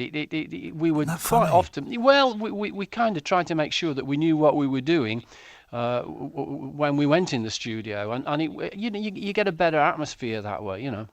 Big in the States as well. We did have, nearly all of the success we had in England. It was transferred to America. We spent a lot of time travelling over there, on the Greyhound bus tours, and again, a real eye-opener. I mean, an awful lot of the songs that we wrote were because, we were travelling around America, hearing the music that was going on at the time, be it the Mamas and the Papas, Loving Spoonful, you name it, and you just came back to England inspired, What a great time to be making music, and to be a young person making music. If you're referring to me, yeah, I was. What was I? I was about 18, I think. Wow. And but it I don't know. It worked. It felt good, and it made everybody feel young when you were getting out there and doing that, getting on the stage, as it still is today. I mean, often people sort of say, it's been a long time, why are you doing it? Well, I tell you, we did a festival in Belgium the other day, and it was a particularly good show. It went, and I said to Bobby Elliott, the drummer, my co-director, put it that. I was trying to think of the right way to put that. And we said, there it is. When people ask you why you're still doing it, when you have a feeling like that when you come off a stage, then that is why you keep doing it. Oh, you have. I'm guessing that you have to love it to still be doing it this long. Absolutely, and as I commented on earlier, we aren't at this 7 days a week. I mean, as far as this year goes, we've probably only done about 8 or 9 gigs. So that is, I mean, those gigs, the beauty of that is they're spontaneous. Yeah, they're spontaneous, and that's what it was like in Belgium the other day, and that's what Milton Keynes will be like. There is something about doing a show when you haven't seen your colleagues for weeks, months, whatever it may be. There's just certain things happen that. Listen, the two final questions, then I'll let you go, sir, because I know you're busy. I really appreciate your time. At Milton Keynes, the Milton Keynes Theatre, Thursday, the 10th of September. There's still a few tickets left. Hollies.co.uk is the website if you want to go have a look. Two final things. I'm fascinated by... There was a brief period in the 80s when you got back together with Graham Nash and did you do a tour of the States, or was it just a couple of gigs? No, we did a tour. We toured around, and we probably did about 15 gigs, very, very memorable. A lot of great sort of outdoor gigs. Yeah, I mean, Graham's an amazing musician. He's open to so many ideas, because we did a few television shows while we were there, and of course, you know, they wanted to do some of the hits like There That I Breathe, A Lonely Woman in a Black Dress, and we said, well, look, you know, Graham's here, and you know, Graham here. This is, oh, to hell with that. He says, I've always wanted to sing that song. Yeah, he wasn't on those songs, was he? That was after he left. That's right. Yeah. And he was happy to go along and play with them. Absolutely. Brilliant. He's very open like that. Yeah. Travel news for beds, cards and bugs. BBC Three Counties Radio. The M25 is busy anti-clockwise between junctions 17th Maple Cross and 16 for the M40, and the A1M southbound is slow through the M25 at Junction 1 for South Mims, and in Watford on Beach and Grove it's looking quite busy at the moment on the speed sensors around Escort Road. In Clophill on the A507 it's busy westbound at the junction for the A507, and looking on the speed sensors in Dunstable, the High Street's busy in both directions between the A505 and the High Street in Dunstable, looking quite slow in patches in both directions. On the trains there are 15-minute delays in and out of King's Cross because of a signalling problem, and also there are minor delays on the Piccadilly line between King's Cross, St Pancras and Arnos Grove. Samantha Breff, BBC Three Counties Radio. Totally, absolute pleasure to speak. I knew. Do you know what, Sammy? I knew I was going to do that. I thought I'm going to beat the system today, because this new system is not as easy to jump from bits and pieces as it. I thought I'm going to beat the system. I've got it sussed, and I muffed it up completely. Hang on a second. Right. Thank you, Sammy. Live radio, guys. I wouldn't have it any other way. 7:47, it's Thursday the 3rd of September. I'm Iain Lee. These are your headlines from BBC Three Counties Radio. A woman from Milton Keynes wants the council to find her a new home after finding out her neighbour is a sex pest. A thief has taken a canister of laughing gas from an ambulance in Abbots Langley, and a blue plaque will be unveiled at the birthplace of actor John Le Mesurier in Bedford today. Let's get the weather! Beds, Hearts and Bucks weather. BBC Three Counties Radio. Very good morning to you. Today's going to be very similar to yesterday. I think it's quite a chilly start once more. We've got some brightness around, some spells of sunshine developing, but also the risk of 1 or 2 showers. At the moment, we do have some showers just towards northern areas. There will be more showers popping up here and there, particularly this afternoon, when they could become quite frequent, so don't forget to pop your brolly in your bag. It's still feeling quite cool as well, quite cool in the shade in particular, with that northerly breeze too, but in the sunshine, of course, feeling nice and warm once more. We're still only looking at top temperatures, though, of up to 16 or 17 Celsius, 63 in Fahrenheit. So watch out for those showers a bit later on through the day. And then as we head into this evening and the overnight period, it will feel probably a little bit milder, particularly towards eastern areas of Hertfordshire, because we'll see quite a lot of cloud here, I think, overnight. Temperatures sticking in double figures, but where we get some clear spells, and then most likely towards parts of Buckinghamshire, then it will feel a bit chillier into tomorrow morning. Tomorrow, probably quite cloudy, particularly towards eastern areas, maybe even a few outbreaks of drizzle at times, but hopefully brightening up into the afternoon, particularly the further west you are. That's where we see the best of any brightness and some sunshine today. Afternoon highs again of only around 16 or 17 degrees, still with that cool northerly, but at the weekend it looks like things are going to cheer up somewhat, so we could see some showers first thing on Saturday, but they'll clear away nicely, and from there on in it should be dry for the weekends, with some sunny spells and temperatures just that little bit higher. That's the forecast. On BBC Two. He contributed so much, shortening the war by 2 years. Good heavens. Alongside Alan Turing, Gordon Welshman was a World War II code-breaking genius. If people knew how absolutely he was the kind of spine of the entire Bletchley Park operation, then they would look at him in a completely new way. So what led to him being written out of history? It seems to me that some of the things have been kept secret too long. The Make It Digital season explores Bletchley Park, Code-Breaking's forgotten genius. Monday night at 9 on BBC Two and BBC Two HD. Some people... We had an F-bomb earlier on. It was the most exciting thing that's happened this morning. And someone said, well, didn't he apologise? He apologised 9 times, apologised too many times. I'll tell you why I apologised 9 times for the F-bomb. Because someone will complain, my ass, apologies to anyone offended by that, is now completely covered. Completely covered. Someone will complain, there's F-bomb in the show. Ofcom will listen and go, yeah, well, he apologised 9 times. And now I've got people asking me, well, how many times would you apologise for a C-bomb? I would apologise. I would apologise 13 times in a very, very respectful voice, and I wouldn't back ref it 5 minutes later and go, well, that was exciting. And then someone's asked if someone were to use the word, when you prick yourself.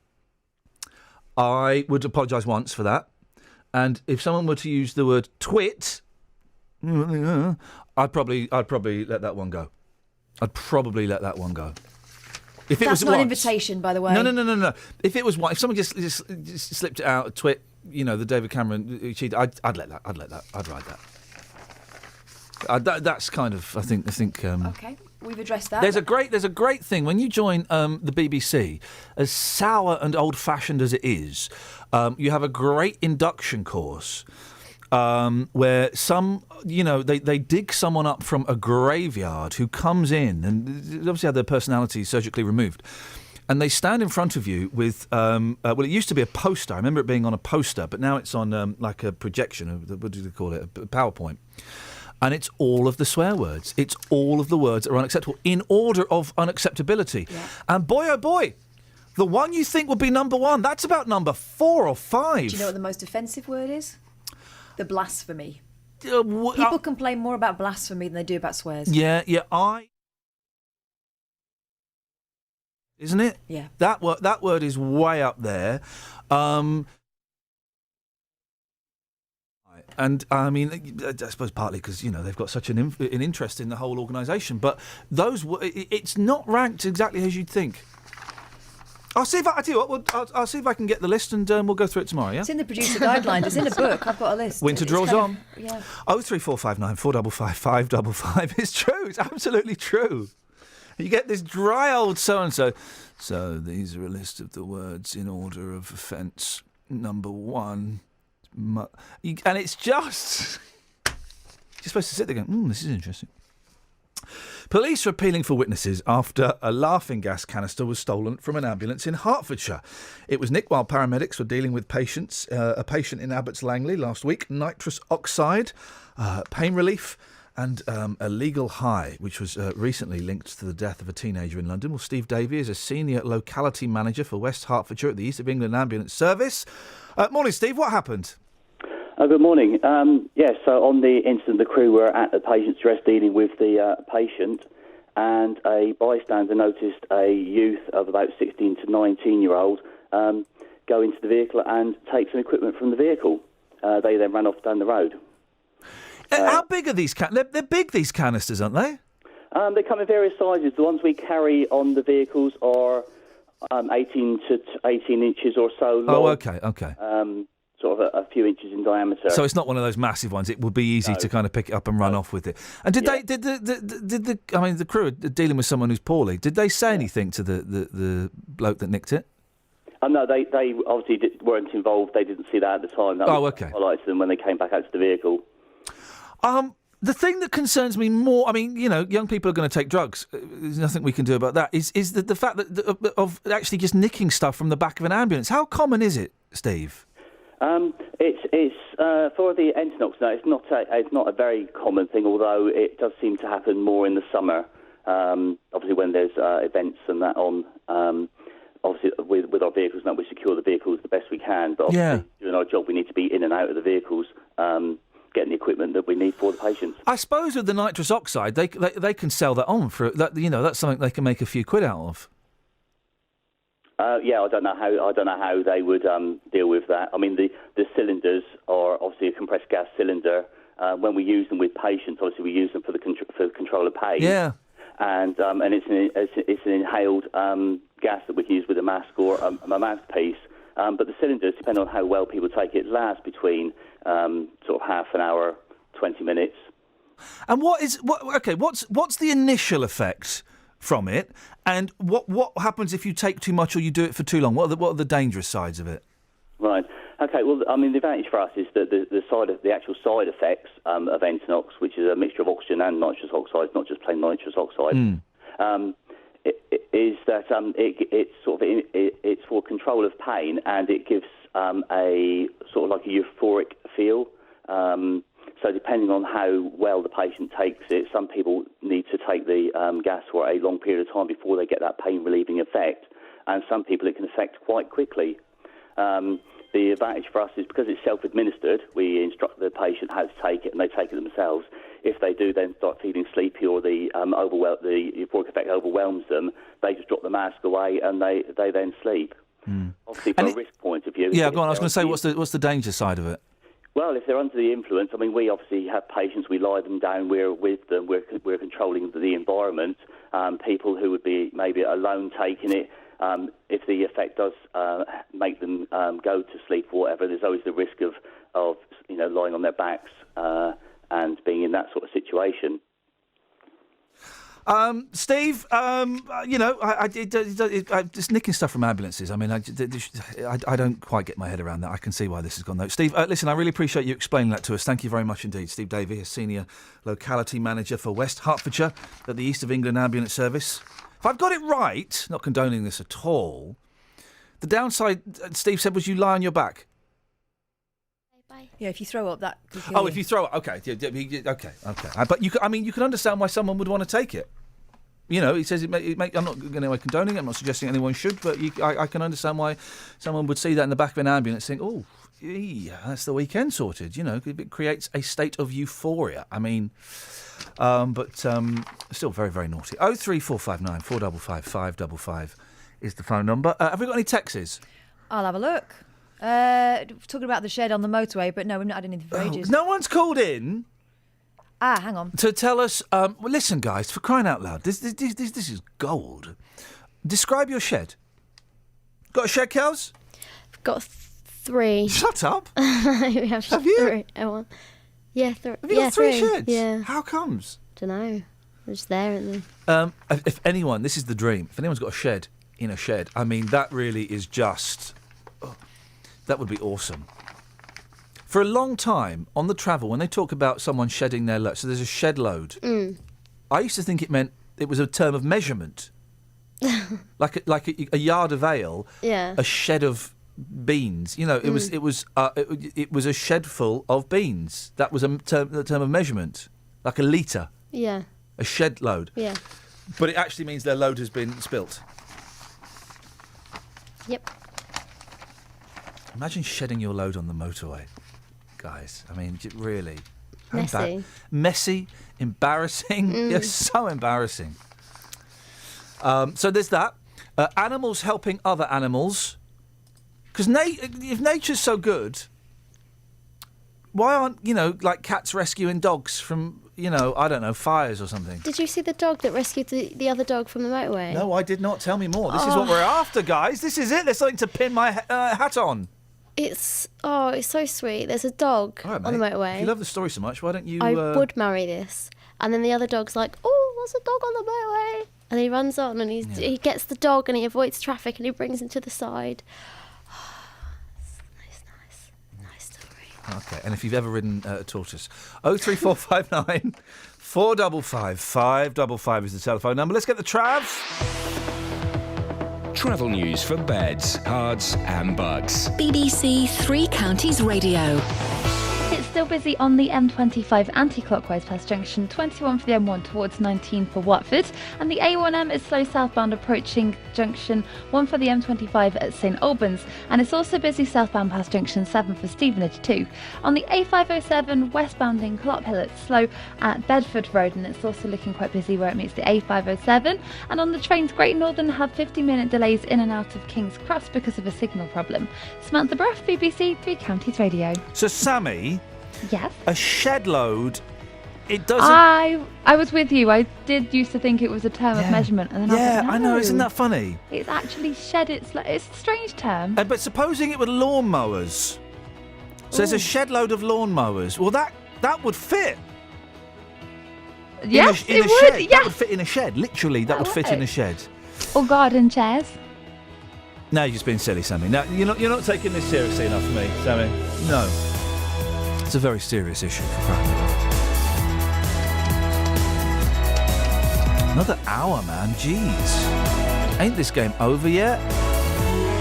Hey.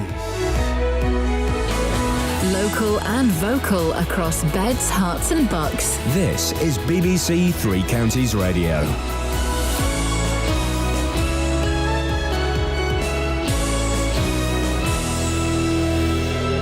It's 8 o'clock. I'm Lee Agnew. The headlines. A woman in Milton Keynes unhappy about her sex offender neighbour. Calls to help desperate refugees trying to enter Europe. And a blue plaque unveiled for a Dad's Army actor in Bedford. BBC Three Counties Radio. A woman from Milton Keynes is demanding the council gives her a new home after finding out her neighbour is on the sex offenders register. Judy says she looked him up on the internet after he started acting strangely. She says the council's told her she's not directly being threatened, but she says her family doesn't feel safe. It's disgusting, to be honest. You know, I've been a childcarer my whole working life, and safeguarding children is my number one priority, whether it's my own or other children. And I just think it's absolutely disgusting that people can do these things. David Cameron is coming under increasing pressure to do more to help the thousands of migrants trying to reach Europe from the Middle East and Africa. It follows pictures of a 3-year-old Syrian boy who was found drowned on a beach in Turkey while trying to reach Greece with his family.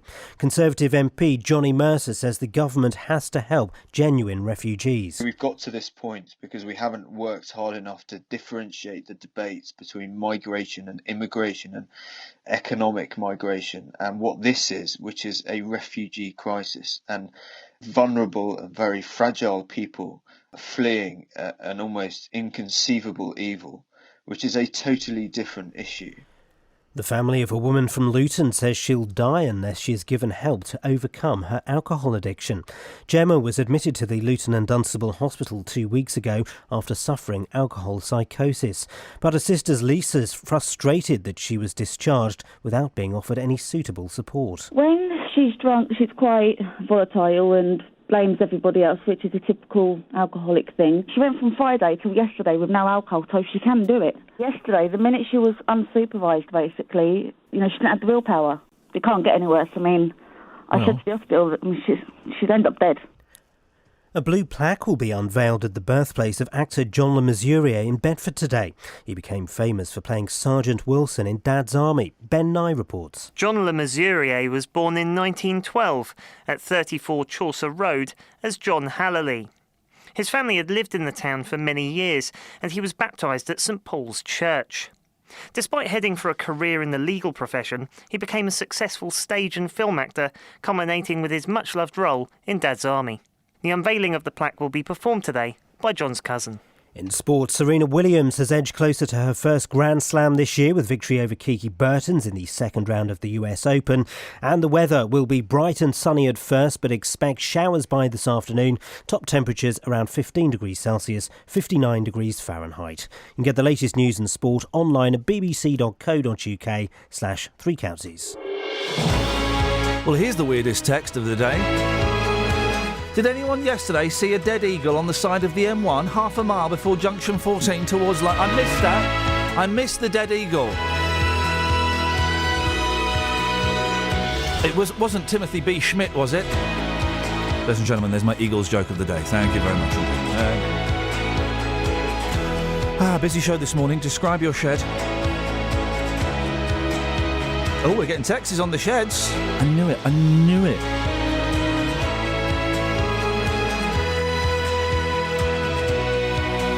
Animals helping other animals, as Lino says. The little Asobo was helping animals all the flipping time. And ever ridden the back of a tortoise.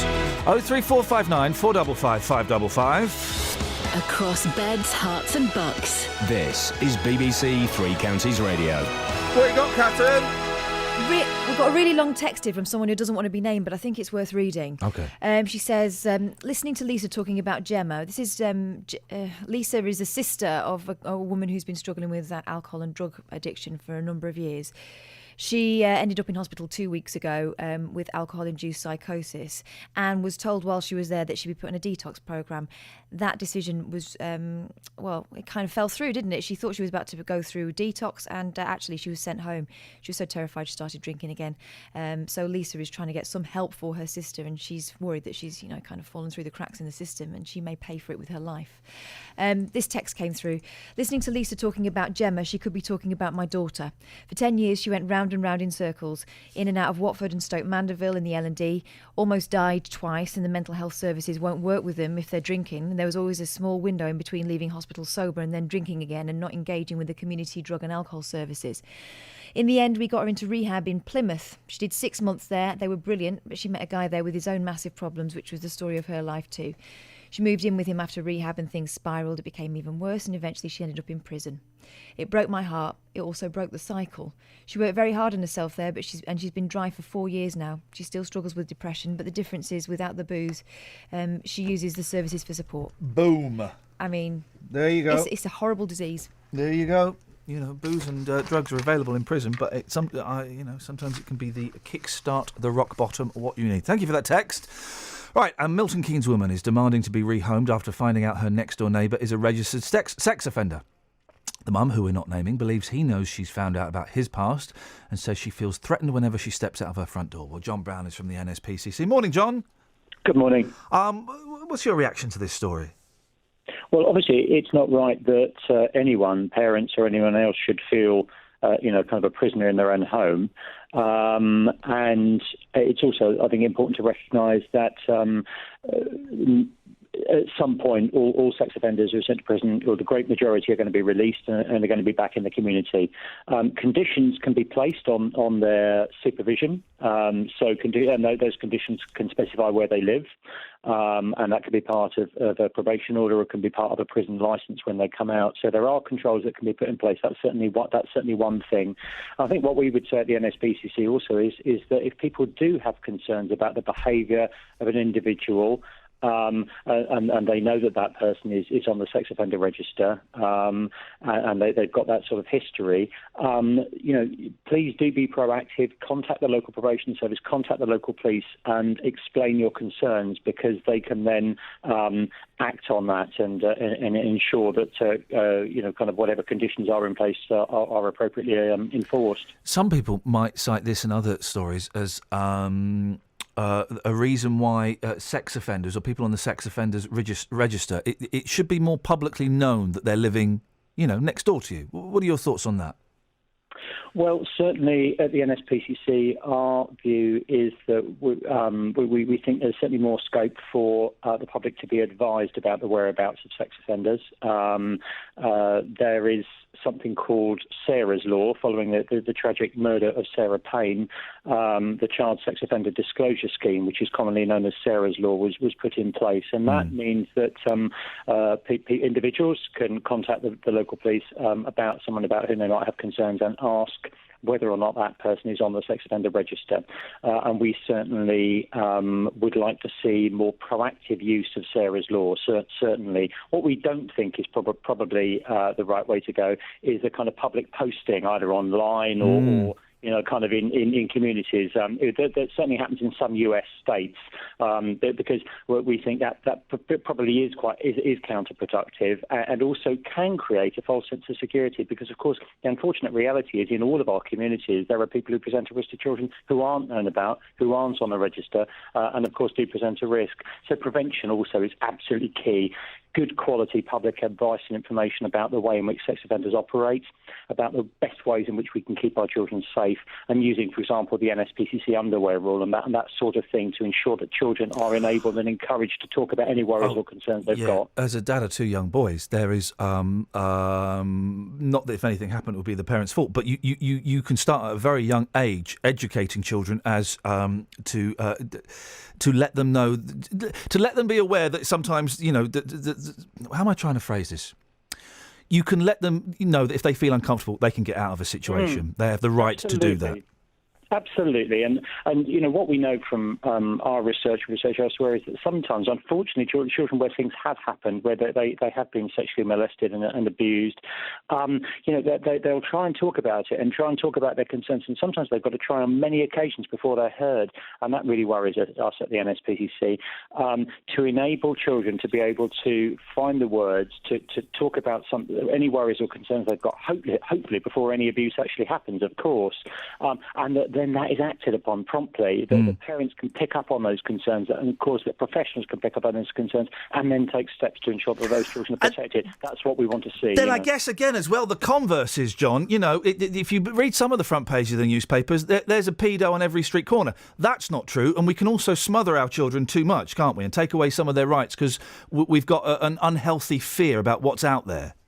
It's about getting the balance, and it's really important to remember, that the majority of abuse that does go on actually goes on within the family, within the extended family. Stranger abuse, a child being grabbed and abducted and assaulted by a stranger is very rare, actually. So it is important to get the balance right. We can't wrap our children up in cotton wool and not let them out. I think those key good basic things about knowing where they are, who they're with, what they're doing, and what time they'll be back, and those sorts of things, and that it's all age appropriate. Those sorts of things are absolutely key. And then ensuring that they know if they've got worries, if they've got concerns, if anyone has said anything to them that seems a bit odd, that they know who they can talk to, that they know that they'll be listened to, and that steps can be taken. That getting that balance right is so important. John, keep up the good work. Thanks for your time this morning. Thank you. Thank you, John Brown from the NSPCC, 03459 455 555. John, another John on Twitter says, I think Iain's taking the mick by asking about your sheds. Oh, no! I'll tell you why, sir. I'm thinking I need to win the lottery to get it done, but I want to get a nice big shed in my garden, like with a little bit of soundproofing, heat, lights, and a computer in there. So I'm going to use it as like an office. Electricity, that's the word. So I'm kind of interested to know what your sheds are like. Catherine, let's have a rundown of the local sheds, please. The local sheds are looking pretty good, it has to be said. 81333, start your shed text 3CR. Adam in Hemel. So we could say we've got a shed load of shed texts. Yeah. But it will be incorrect. Well. Oh, well. Adam from Hemel. My shed is boring. My garage, however, is my man cave. Not interested. Stop. It's Next got a text. telly. No, not interested. Next. David in Hitchin. My shed has a bar stools, fridge, optic and lights. Hang on, it's got a bar stool? A bar stools. What's a bar stool? Is that like Bar the elephant? A bar stools. What are bar stools? Is it Bar the elephant? Yeah. Okay. We call it the Shed Inn, says David of Hitchin. Why? Because it looks like a pub, I guess. It's got like fake elephant stools. You can buy real elephant stools. They're great for the flowers. I wouldn't sit on them. No, squashy. Here's this one from Adam in Hemel. How big is an elephant's poo? I mean, is it big? Depends on the size of the elephant. Good point. Well made. Thank you. Next. Adam in Hemel. My shed is a concrete slab shed with a fake wooden plastic door and an asbestos roof. Gosh, that sounds... healthy. And that's it. Okay, great shed texts. Can I say shexts? Yeah, I can. I can just say it. Well, I'm not the kind to kiss and tell, but I've been seen with fire up. I've never been with anything less than a 9. So fine, I've been on fire with Sally Field, gone past with a girl named Bo, but somehow they just don't end up as mine. It's a death-defying life I lead. I take my chances. I die for living in the movies and TV.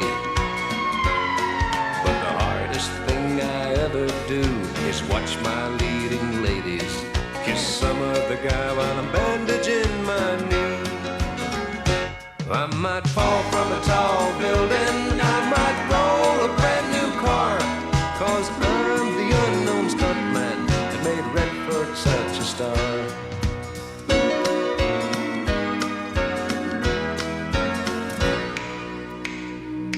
I've never spent much time in school, but I taught ladies plenty. It's true, I hire my body out for pay. Hey, I've gotten burned over Cheryl Teagues, blown up for Raquel Welch. But when I wind up in the hay, it's only hay. Hey, hey, I might jump an open drawbridge or Tarzan from a vine. 'Cause I'm the unknown stuntman that makes Eastwood look so fine. I want a Fall Guy bath! And I'm made of money, you little...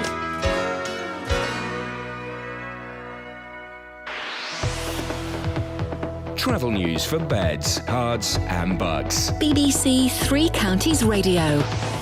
On the M25, it's busy anti-clockwise from junction 20 for Kings Langley to 19 for Watford. The A1M is slow southbound as well, approaching the M25 at St Albans. And the A41 southbound has queues around the M25 junction 20 as well. Looking on the speed sensors in Dunstable, and the High Street North looks slow in both directions between the A505 and Church Street.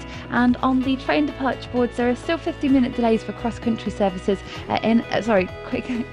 trains in and out of King's Cross because of a signalling problem. You weren't near Not the back of an cross-country services, ambulance also. recently, were you, that was left unattended, Sammy? No. No? Why? A canister didn't fall into your pocket, did it? No. OK, carry on. Oh, that was it. King's Cross trains have 15 minutes, not cross-country, but it is probably affecting the cross-country services. Samantha Bruff, BBC Three Counties Radio. You got to love Sammy Bruff. 8:15, Thursday, the 3rd of September. I'm Iain Lee. These are your headlines on BBC Three Counties Radio. A woman from Milton Keynes wants the council to find her a new home after finding out her neighbour's a sex offender. The thief has taken a canister of laughing gas from an ambulance in Abbots Langley, and a blue plaque will be unveiled at the birthplace of actor John Le Mesurier in Bedford today. 03459 455 555. We've had a brilliant summer of cricket. That's Edson Court, it's all over. But once again, we're also celebrating our unsung sporting heroes. He has such passion for sport. I'm extremely proud of what we've achieved here. Who will you nominate? We're looking for someone who inspires people to get involved in sport across beds, hearts and bucks. He's funny, he's never strict with you, so you don't feel pressured. To make your nominations, go to bbc.co.uk/unsung hero and download an entry form. The closing date is Thursday, 22nd of October, with our 2015 Unsung Hero announced at the BBC Sports Personality of the Year in December. She cares about everyone else more than she does about herself. Get inspired, get nominating. Aidan raises an interesting point. Iain, they shouldn't report it on the news when really old people die, because most of us assume they are dead already, and it means we have to go through the grieving process all over again. It's a good point, well made, and I'm sorry if you're waking up to the news that Dean Jones, the star of That Darn Cat and Herbie Goes Bananas, has passed away again. 03459 455 555. Now, early on, we spoke to Lisa. Lisa got in touch this week because she's terrified her sister, Gemma, will die unless she gets help with her alcohol addiction. Gemma's been struggling for years, attempted to take her own life, lost custody of her kids, been in trouble with the law, and 2 weeks ago she ended up at the Luton and Dunstable Hospital suffering alcohol psychosis. We'll try Gemma again, give her a call again, although she's not answering. I can completely understand why. Nick Conn is from Hertfordshire, is a former alcoholic who set up Help for Addiction, an organisation providing treatment advice for alcoholics. Morning, Nick. Good morning. How useful are residential rehabs? Because this is one of the things that Lisa was saying she hoped her sister would get. How effective can they be? I think it all depends on the individual. I think certainly you've got to want to be there for the right reasons, want to be there for yourself. I think if you go into somewhere for someone else, doing it for maybe a family member, then the chances of success perhaps might not be so high. And there are different... There's residential where you can go away for a month, 6 weeks, however, and there's also kind of drop-in centres as well, aren't there? There's outpatient places, absolutely. There's a variety of treatment options. There's new things set up, which I was explaining that we've recently set up, called the online rehab. So go on. How does that work? The online rehab is globally. It's the first 28-day online addiction rehab. So it uses all technology, such as similar to Skype and FaceTime. So it allows people that perhaps may have children dependent on them or own their own business or fear disclosure of anonymity. It allows people like that to be able to get treatment when perhaps they couldn't originally. And the thing is, I mean, speaking to Lisa was desperately trying to help her sister. But there's only so much families can do, isn't there, before they start getting dragged down in the alcoholic's problem? Absolutely. It does drag a lot of people down with it. And by the sounds of it, she did have, there was some options available there for her. And there are, there's lots of charities as well that do a fantastic job, such as CRI, Addaction, Action on Addiction, and these are nationwide charities. There's also homeless ones like Amicus Trust that operate in Bedfordshire. So there's certainly a lot of options out there. But you've got to want it, though. As you said, that's the thing. If everyone can want it for you, and you can know that you've got a problem, but unless you want to address that problem, the cycle of shame is you're just going to keep fueling it. Absolutely, and this is a disease, and it's the only disease to tell you that you don't have a disease, which completely fuels the denial. If people would just go to their doctors or to their local hospital and they're beaten, how likely are they to get help from their GP? I've always kind of believed it's a little bit of I hate this phrase, a postcode lottery. It depends where you are and the resources. Also, I guess depends on how understanding that nurse or that doctor is about the disease of addiction. Yeah, I mean, if they go and see their GP. Generally, their GP will recommend that they get in touch with their community drug and alcohol team in their local area. They're the ones that will have the funding in order to provide that client with a treatment option of some kind, whether that's residential, whether that's outpatient, etc. So maybe a home detox on some occasions, but there is quite a strict sort of criteria that needs to be met. And it does very much, they do, with the funds that they have available, they do a phenomenal job with what they've got.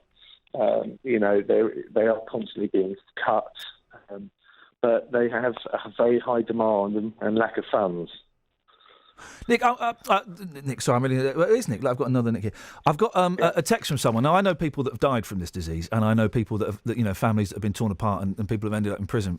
So, I have a little bit of knowledge about this, not as much as you said, but I have a little bit of knowledge. Here's a text, right? I don't have any sympathy for alcoholics or drug takers. It's a choice to go down that route, and to say you need drink or drugs to survive is bull. Get a backbone and get over it. Yeah, a lot of people have that approach, and I think until you've actually lived it or gone through it or seen someone going through it, maybe the view may change. But certainly, if you go through it yourself, your view will certainly change. It's when you enter into physical withdrawal stage, if you just stop, you can have a fit or a seizure or more. So you enter into a cycle where you wake up in complete withdrawals, shaking, and you have to have a drink. And the problem with alcoholism is when you put one in you, you can't stop. So you enter into this complete cycle where that's saying sick and tired of being sick and tired. Nick, Help for Addiction, how does it work there? So we help get people into treatment centres. We have also, or certainly giving advice for people that are looking to go down either the NHS routes or trying to help see what charities are in their area. But people that are looking for private options, we can get people into rehab the same day or the next day. And the prices sort of really vary from one scale to the other, starting from around £1,300, and that can go, depending on luxury and length of stay, up to £20,000. But for a good solid detox in a residential rehab, it's about £3,000. So, but there are also, not to scare everyone off, because you think, flipping it, imagine the amount of booze and drugs I could buy with that money, and B, I just can't afford it. There are options as well. There are free options as well around the country if they look hard enough. Absolutely. And one bit of advice I'd probably give to, did you mention to Lisa? Was it the sister? It's Lisa, yeah. Lisa is the sister, yeah. There are also options like GoFundMe, which seems to be... I've had quite a few parents that have phoned up on behalf of their kids in the past, and they've used apps or services like GoFundMe, where they spread it out on their social network, and people put £10 in, £15 in, whatever they can afford. Yeah. And all of a sudden, they've got money to put the person in rehab the next week. Nick, I appreciate your time. Thank you very much indeed. That's Nick Conn there talking about one approach towards alcohol addiction. Don't be put off by the money. If you mentioned money, there's a load of money, and you can pay to go there and pay to go to loads of brilliant places, and they'll be excellent. You can also get referred by your GP as well. To rehab places where you don't have to pay. If you got the money, brilliant. You can go to some brilliant places. You go to the Priory if you want. I think the Priory is about $4,000 a week. Or you can go there, or you can go to loads of free places as well. And Nick, is that your name? The guy that texted in who's got no sympathy. I don't know. Would you say that? Would you say to someone who's got cancer, you got no sympathy for them? I don't know. It's a disease. It's a disease, and it may be their choice to take the first one, but then they can't stop. And alcoholism is a disease, just like cancer is. Get ready for the complaints, guys. Here they come. It's a fact. The World Health Organization recognise it as so. So, good luck with that. 03459 455 555 is the telephone number if you want to give us a call. We got any texts from people with souls? Let's have a look. Let's hope so. I can understand why you view it as a decadent, self-indulgent thing, but it's not. Yeah, it might be your decision to have that first drink, your decision to have that first wrap of Coke, but it's a mental disease. It's a mental disease. It's a disease, and it is like having cancer, and there is medicine out there you can take. I would suggest that people who have that view have the luxurious position of not knowing anyone who's trying to sort themselves out, because it doesn't look like fun, does it? Anyway, no, we haven't got anything else on the text. If you want to send us a text, 81333, put 3CR in the beginning of it. Or you can give us a call, 03459 455 555 is the... flipping it. I don't get SpongeBob. I've never got SpongeBob. I always thought SpongeBob was supposed to be one of those cartoons that's like, it's for kids, but actually it's really cool for adults. And then my boys started watching it about 6 months ago. I thought, oh yeah, right, we're into SpongeBob. So it's rubbish. My kids love SpongeBob. Oh, it's rubbish. The only funny bit is in one of the films when David Hasselhoff runs out, and it's only funny because my kids go, whoa, look at the boobies. But the rest of it's rubbish. I mean, it's just tedious cack. You want a good cartoon for kids that operates on two levels? Penguins in Madagascar. Oh, the time travel episode. Flipping heck. I would suggest you have a look at Gumball or Adventure Time. They started watching some real rubbish on Netflix now. These two Australian lads. These two, I'm going to say it, fat Australian lads. And they're like in the jungle with what do they call it? They call it the bushes. We're out in the bushes. We're out in the bushes. And they're looking like an animal. And then they turn into cartoons. They're slim in the cartoons. Funny that. And I wind up my kids going, I'm doing a proper dad stuff. It's like, my dad saying to my sister when Adam Ant came on Top of the Pops, who's this idiot? I go, these two are annoying. They're not annoying. Yeah, these two are really annoying. They're not annoying, Dad. These two are so annoying. Are you talking about them? Yeah, I am. Anyway, David Bowie fans are used to the musician reinventing himself. But even they might be surprised at his latest exploit. The former Ziggy Stardust is set to write songs for a musical production of cartoon character SpongeBob SquarePants. Bowie, 68, is said to have become a huge fan of the hyperactive sponge. He's 68? Bowie, 68. Why does that surprise you? I think he was older. 68? Is said to have become a huge fan of the hyperactive sponge who lives in a pineapple. Under the sea? After watching the show with his daughter, Alexandria Zahara Jones, now 15.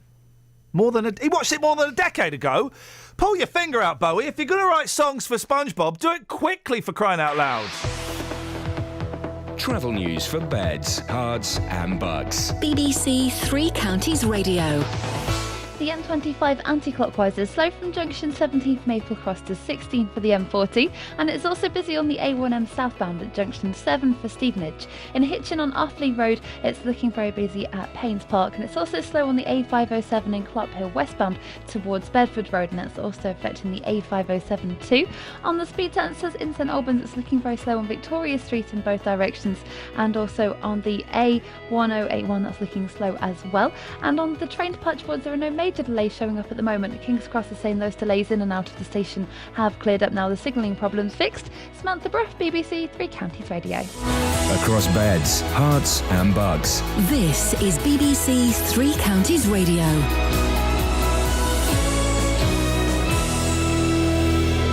It's 8:30. I'm Lee Agnew. The headlines. A mother from Milton Keynes is demanding the council gives her a new home after finding out her neighbour is on the sex offenders register.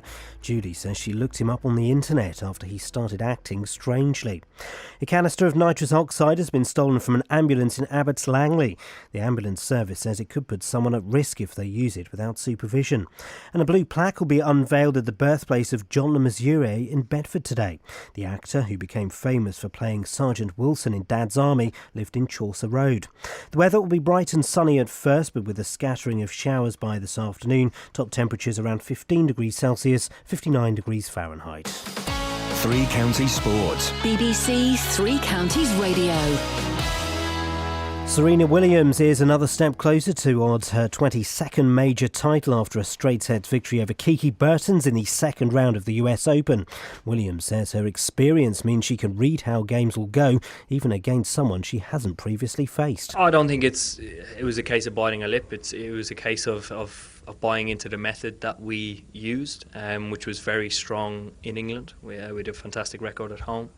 But I think the method we're going with at the moment, I hope, will improve our cricket abroad. Well, that's obviously not Serena Williams. There were also wins for world number one Novak Djokovic and Rafa Nadal.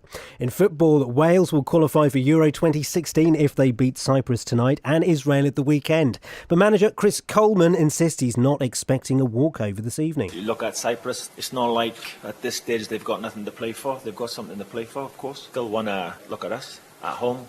And for them, it's a must 3 points for them if they're going to do anything in this campaign, and that's how they look at it. So whilst there's, of course, there's pressure on us because we're top in the group, we know what's at stake, there's pressure on them also. England's cricketers face Australia in the first one-day international of a 5-match series. One-day captain Owen Morgan says he's not interested in playing dull cricket. I don't think it was a case of biting a lip. It was a case of buying into the method that we used, which was very strong in England. We did a fantastic record at home. But I think the method we're going with at the moment, I hope, will improve our cricket abroad. And that, I suspect, was Serena Williams. BBC Three Counties News and Sport. Flipping heck is going on in that little corner? What's going on in that corner, It's Lee? just chaos. Do we know for a fact that wasn't Serena Williams? I've never heard her speak. Well, yeah, that's a And that's I a fair imagine her point. voice would sound a little bit like that. Fair point. What a powerful woman. This is Iain Lee. On BBC Three Counties Radio. So, David Bowie, writing songs for SpongeBob SquarePants. David's taken the bit between his teeth. Bull by the horns. He's grabbed it and run. The rise and fall of Ziggy Starfish. Oof, come on now.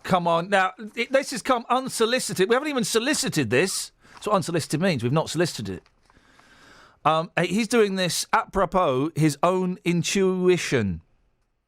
Hunky John Dory. Don't get that one. I don't know David's oeuvre enough. I had to Google John Dory is a fish. I don't know. Honky Dory, isn't it? Oh, in that case, that's brilliant. Well Hey, David, you're not the fella that does it for the Sun, are you? When they put do a top 5 of songs on about an incident. We'll have more of those, please. Hey, look, a radio, why the hell not? The rise and fall of Ziggy Starfish, Hunky John Dory. Your David Bowie fishy puns, please. Come on, you know it. We must be able to think of some. Splashes to splashes. Hey, straight in there. I don't know his back... Suffragette Fishy. I don't know his back catalogue well enough to...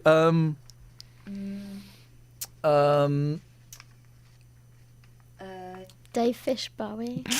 Yeah, why not? Why Thanks. not? Thank Why you. not? Thank you, It's only a bit everybody. of fun. Dave Fish Bowie. Gosh, come on, guys, back us up on this. 03459 455 555. Your David Bowie fishy puns, please. Look, Lee's got one. Lee just looked up from his computer. His eyes lit up. He's got one. Send it over, Lee. You EMPS'd it. Hang on a second. EMPS'd it. He looked up with a little sparkle in his eye there. He's sending it over. Okay. Oh. I'll have it. Why not? Normally I wouldn't allow these. Place oddity. Now. Space coddity. There we go. Put them together. You got place coddity. Everybody's happy. Your David Bowie fishy puns, please. It's not the kind of game we'd normally play, but you know what? Why the hell not? I don't know any David Bowie songs at all. That's the problem, you see. John's on the line. Morning, John. Good morning. John, what have we called him for? About the alcoholic things. Oh, yeah, go on. A friend of mine, I live in Northampton. Yep. A friend of mine's been alcoholic for many years for binge drinking. And she's one of these people who drinks white cider. Oh, blimey, yeah. And she's been drinking for many, many years, and she has days she drinks it and she has the shakes. And she went to a clinic in Northampton, not mentioning names. Am I allowed to say what area? Let's keep it nice and vague, I think, John. Probably vague, the best, right. Yeah. And she goes to the clinic every week and tried to stop her. She went to a respite up in Elephant Castle in London. Oh, yeah, yep. For 10 days. She thought she was going to have the pill which would save her drinking. They refused it because she was so high and she got a liver complaint from it. Yeah. And it's very sad. Some days she has the shakes. She takes other pills for antidepressants, so has to be careful what they give her. Some days she's good, and some days she's had about... She used to buy a big bottle of white cider for about £4.50. Mm. And it's very sad. And sometimes I say, stop drinking. And you try to stop and another friend of hers drinks, and all her friends around her, a family of alcoholics. Yeah. And it's very sad to see, because I don't drink at all. And she said, you can go for detox. It doesn't cost her any money because she's on the dole. Mm. She could go for 3 months and do it, but she said no, she's got dogs. She didn't want to leave her dogs behind. But she was allowed to take one dog up to London with her. Yeah. It sounds a bit like an excuse, because there's always there's always someone who'd look after your pets, isn't there? Yes, I looked after 2 of her pets. Yeah. But to say, in Northampton they do treat it free of charge. Yeah, no, there are loads of places, and if you've got a few quid, that's great. It doesn't necessarily buy you a better treatment. But there are loads of places where you can go for residential treatment, and maybe we should have got one of those on, and we will do next time we do this story. Where you can do it for free. She has good days and bad days. Sometimes she doesn't drink at all, and sometimes I go spare at times. You know, she went to go to these things. I'll leave it till next time. And she finds the people like Jehovah's Witnesses and meetings like that, and she says it drives her around the bend. Yeah, I bet. It must be very upsetting for you watching your friend. I've only known her about 3 years. She's sort of girlfriend sort of thing, but I'm quite a lot older than her. But I was in Alaska for many years. What were you doing? You were in Alaska? No, I said I did bar work and pub work for many years. Oh, I thought you said you were in Alaska. I thought, blimey, there's a strange turn in the story. No, but and you don't drink at all? I don't drink at all. I'm a teetotaler. And can I ask why you're a teetotaler? I've never been interested in it all my life. I used to drink about half a pint of lager. I'm 68. Yeah. And I used to drink half a pint of lager, and I got drunk from it. And about 15, 16 years ago, I had cancer, and I stopped then. Completely. Blimey. Yeah. Doesn't interest me at all. Yeah. But I see it all the way around. I've been to 1 or 2 meetings, and it's farcical, some of these meetings. What meetings are you talking about? Pardon? Which meetings? Alcoholics meetings about binge drinking and... Yeah. It was very interesting, but it was like a prayer meeting more than anything else. Well, they have the Serenity Prayer, don't they? Mm. Which is... I think the Serenity Prayer is pretty groovy, man. If you take the word God off the front... But everything's God. There is a bit of God, because when Bill W. came up with it, when was it? 1930s, I'm going to say, 1930s America. But it's not like a Christian God, is it? That's the thing that scares some people off. It's not like Jesus or Muhammad or anything like that. It's like the God of your understanding. So it's more like a spiritual thing than, it's certainly not a Christian thing. And she's meant to, at the present moment, meant to be going to the doctors every Thursday to have a blood test to see what her blood... and it's coming out 15%, I bet. It was meant to be 600 at the present moment. It's got down to 300 and something. It's meant to go down to 100, then they can supply the pill, which is say it's makes her thick. The pills are well and good, and it does help a lot of people. This is the pill that makes you puke if you drink. But you know what? Alcoholism is a mental disease. It's not a physical one. So she's got to want to stop. She says she wants to stop, but then she don't. Day she meets up with someone and starts drinking. Yeah. So I better tell you that. But No, John. I appreciate your input. It's interesting to get another side of the story. Thank you. I see it. So all the best to you, John. Take care, mate. Thank you. Thank you. Bye bye. Bye bye. Yeah, there's loads of talk about God, but it's not Christian God. The Serenity Prayer is awesome, man. Just take the word God off the front, and it works. It works. Right. We've started this. We're going to do it. David Bowie. This is fun. This is what radio should be, fun. David Bowie, thank you for that call, by the way, John. 03459 455 555. Yeah, next time we do a drug or alcohol thing, let's get someone who works at a centre for free, because I just think that you start to make you need $3,000 and GoFundMe, people start panicking, going, what? I'm not having any of that. You can get there's loads of places you can go for free. So don't let that be something that puts you off. Right, David Bowie. He's writing songs for SpongeBob SquarePants, according to the first paragraph of the story I glimpsed at. We're asking for your David Bowie fish songs. Let's get some music. Hang on a second. I can get some appropriate. I say appropriate music. Hang on.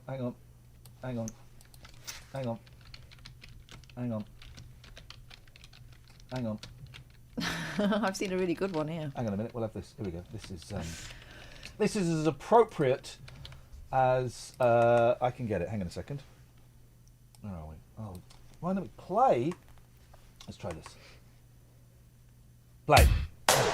Oh yeah. Your David Bowie fishy puns, ladies and gentlemen. Here we go. What have we got?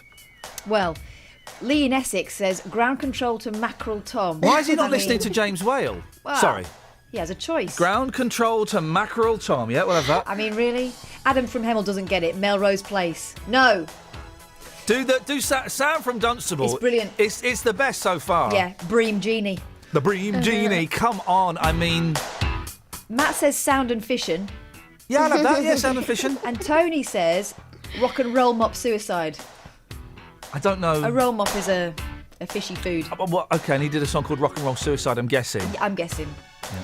Andrew says on Twitter... Wow, it's like you've rehearsed this. You've suddenly become into a double act. This is awesome. We're like proper radio guys at last.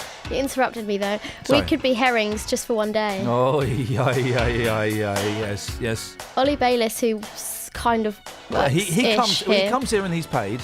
The man who sold the world. Oh, there we go. I mean, yes. Anything else? John Dory, I'm only dancing. That's Andrew again. Okay. Can't get enough. We've okay, yeah, okay. I'll get on. I've just been offered a quality filter on my Twitter feed. I think it's probably too late for that. 03459 455 555. Any more? Or is that it? That's the lot. There we go.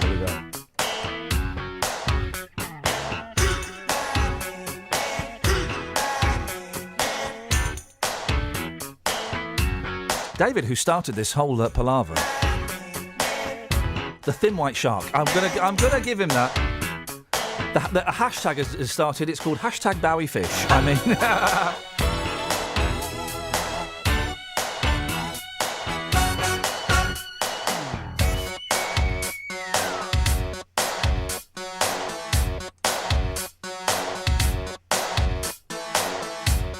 Ladies and gentlemen, would you please welcome live on the air with his David Bowie fishy puns.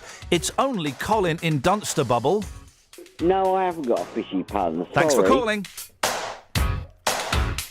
the hell are you doing? This, you know that between 8:30 and 8:45, we always, every day, speak to a gentleman who's got a friend who's got alcoholic problems, and then we do Bowie fishy puns. Oh, never mind. Have I missed your talk with Jonathan Vernon Smith? Yes, in many ways. No, did it happen? No, it didn't happen today. And it didn't happen yesterday? Yeah, it didn't happen yesterday, I know. Why? Well, you know, things change. We decided to drop it. Well, I think that's very remiss of you. Well, you know, these things happen from time to time. Things change, Colin. Things shake up and get made better. Oh. Never mind. No, hey, listen. not necessarily Listen. better. When are you going to let me in your back passage again?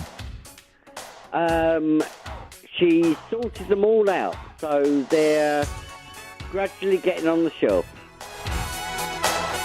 Well, that sounds like an open invitation, if ever there was one, huh? Who wants to go around Colin's back passage, guys?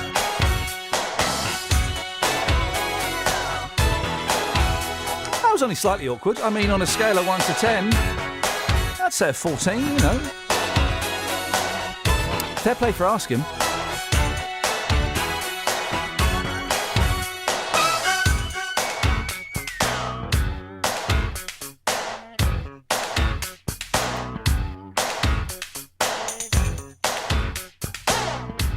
I don't get this. Well, I get it, but hashtag Bowie fish. Fishing in the street. I mean, that's kind of stretching it. It's stretching it a little bit. Really. Travel news for beds, cards and bugs. BBC Three Counties Radio. There's been an accident on the A404 southbound at the Marlow junction, which is causing queues from the M40, the High Wycombe Handy Cross roundabout. On the A413 in Chalfont St Peter, there are queues between the High Street and Pheasant Hill in the roadworks section. And the M25 anti-clockwise is very busy from junction 17 for the Maple Cross to 16 for the M40. On the A1M, it's also looking very busy southbound at junction 8 for Stevenage. And in Bedford on Bromham Road, there are queues between Shakespeare Road and Bridgend. On the trains, though, there are no reported problems at the moment. Samantha Bruff, BBC Three Counties Radio. Thank you very much indeed.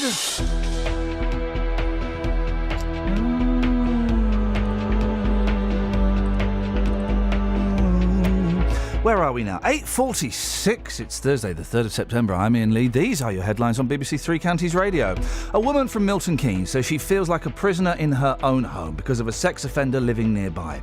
The government's being put under pressure to do more to help the thousands of refugees pouring into Europe, and a blue plaque will be unveiled at the home of Dad's Army actor John Le Mesurier in Bedford today. Let's get the weather.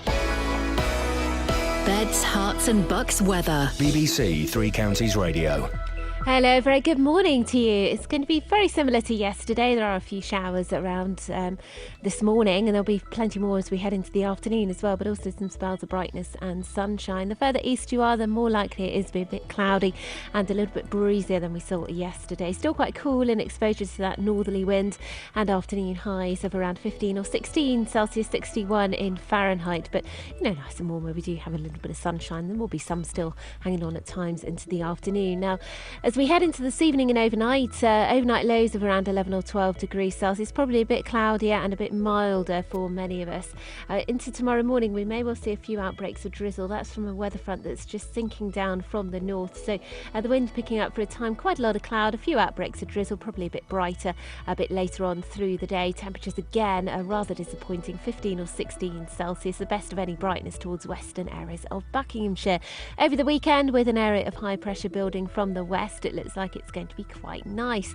It will be dry after perhaps a few showers early on in the day on Saturday. There'll be some sunny spells around, and temperatures should pick up just a touch, up to around 17, maybe 18 Celsius on Saturday. And on Sunday, that's the forecast. every weekday morning. Good morning, Jonathan. Morning. Do you think it's right to tell 1 million disabled people they should get off benefits and find a job? Have your say on today's big phone-in. People who are going to be a nuisance are going to be a nuisance regardless of whether there are things to do. Is it true that people over the age of 65 drink far too much booze? The JVS show fights for your rights and tackles your consumer problems. Waited and the receipt came out, but the cash didn't. It's become a problem of late because obviously the trees got bigger as we got here. We couldn't shut the French windows. It would appear that they'd buckled. I had a phone call from my daughter saying if we don't get off the train, they're going to hand us over to the British Transport Police. The JVS show, weekdays from 9 on BBC Three Counties Radio. This is Iain Lee. On BBC Three Counties Radio. Scott's dived in head first. Of course he has. Rebeel. Rebeel. Ah. Come on. Oh, he really is. Come on, guys. Hashtag Bowie Fish. Let's see if we can get this trending, at least in my mind. Okay, I should join in then. I'm going to hesitantly go and pick up a newspaper, but I know that there's pictures on there I don't really want to see. Yeah, and every single one, so... I don't need to see that. I don't need to see that. I don't need to see those front pages. Thank you very much indeed. Hey, remember that? Oh, go on. I was going to say, remember the person who sent us an email through earlier on about their daughter? Yeah. They've sent us another one. Okay. Speak into your microphone. Sorry. Thank you for opening up a discussion about addiction, and thank you for reading my previous text. It's a disease. It's a disease which takes the whole family down, especially if there are children caught up in it. The haters have no idea. Nobody expects addiction to tear their family apart the way it did mine. All of 3 of my daughters had excellent educations in a decent home. The eldest has a successful business. The youngest has a brilliant career. Their sister always struggled with life, with anxiety and depression. She self-harmed as a teenager, and when the drinking started, it was to block feelings out, not for fun. It was done behind closed doors. And as the years went by with other alcoholics, nobody can help them until they want help. As a mum, that was the hardest thing to understand. You think you can save them, but as the years roll by, you realise nobody can but themselves. Here's the thing, right? So, on my completely flippant quantum leap, and I apologise, but that's how this show goes, and we go from that to this. So loads of the songs on my computer are registered to an old email address. I don't remember what the password is. It says here, the computer is not authorised to play the Police Academy theme tune. Would you like to authorise it? It's an old email address. Enter the password. Well, I don't know what the password is. So if I go through the password help things, it's going to send it to my old email address, which doesn't exist no more. So how the hell am I going to get... Did you not put secret questions in? Let's click on and see if... Is your email linked to your phone number? No, because this email is from 13 years ago. Wow. Enter your... So then I enter... Okay. It's probably linked to his MySpace. It was, actually. It was. Bebo. I had MySpace. It was all right. Then it says we can't find that ID. Absolute beginners. Well, you're going to have to buy it again. Well, but I don't... I've already bought... I've already spent 4 times 99 pences today. I'm not buying it. I'm trying all the passwords. Do you want me to buy it for where you? was I 13 years ago? No, because there's loads of stuff on it that's linked to this Shun Sunday email. Where was I 13 years ago? What was my password? What would my password have been? Oh, it would have been... It's pretty much the same as it's been forever, isn't it? No, maybe there's... Then you got maybe there was a capital. No, it don't work. It don't work, Just. Doesn't work, boss. Doesn't work. Justin doesn't have this problem because his password's always 1, 2, 3, 4, 5, 6. Kelly, behave yourself, please. Thank you Question. very much. Why has the mouse clicking started over the last month? Never used to happen, and no other station lets you hear it. Why your show? Because we're the best. Special treat. Special treat. It's like the director's commentary. Hey, now that Netflix reigns supreme, does that mean it's the end of the director's commentary and the bonus features? Does it? Because I'm probably the only... I like a good director's commentary. And bonus features. But this is what Netflix... If someone wants to beat Netflix, this is what they have to offer. They have to offer the director's commentary and bonus features. No. Sorry? No, show me the film, mate.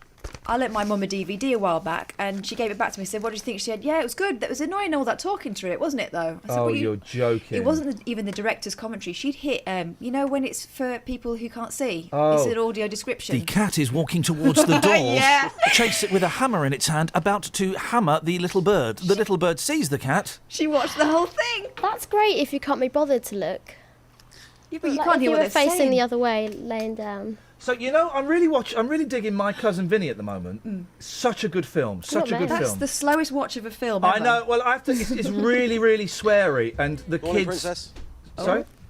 Just talking to the ladies on the street. Okay, it's really sweary, and the kids keep coming in, so I have to keep stopping it. It's so funny. It is, and I googled it, and no, Criterion have no plans to release a 2-disc special edition DVD of My Cousin Vinny, which is a shame. But I've been. By the way, can we say jerk-offs on the radio? It's an Americanism, so we. No one knows what it means. Okay. So I was googling it, Justin. Yeah. Joe, you know the film My Cousin Vinny, yeah?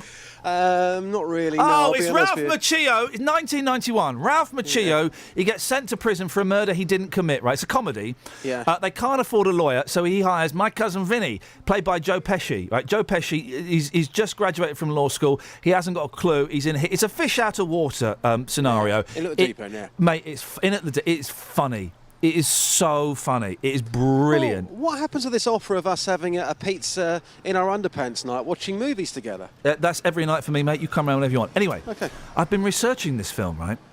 And it turns out that several years after the film, you know who Joe Pesci is, yeah? He's Yeah, the Joe little Pesci, guy. yeah. Joe Pesci, Yeah, Joe Pesci. Joe Pesci, oh, Several yeah. years after the film, Joe Pesci recorded an album as the character of Vinny. Oh, yes. This is one of the songs. This is called Yo Cousin Vinny. I've just checked the lyrics.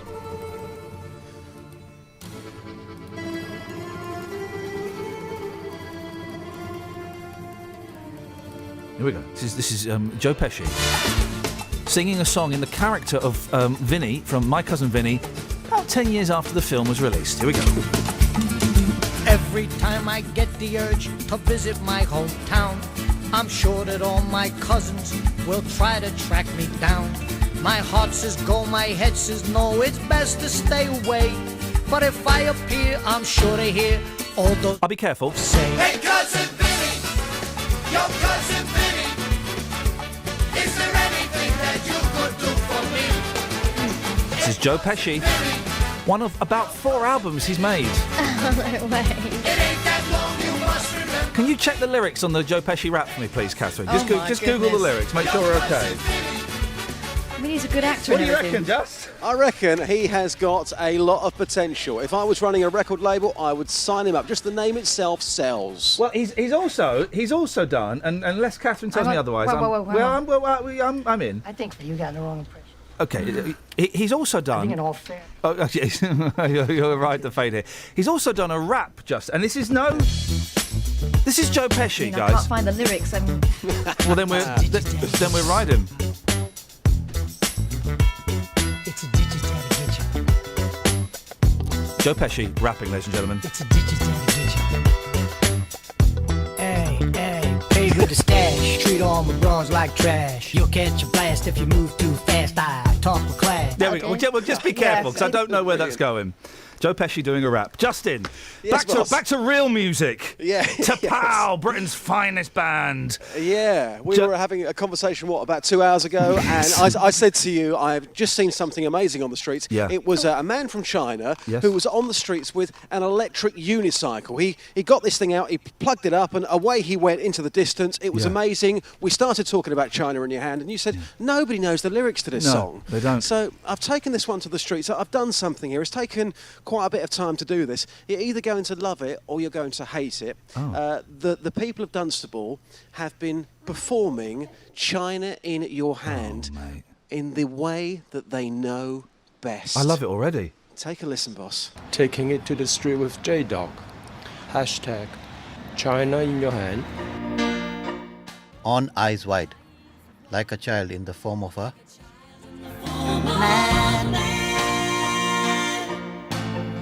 A story told, a mind of his own, no room for a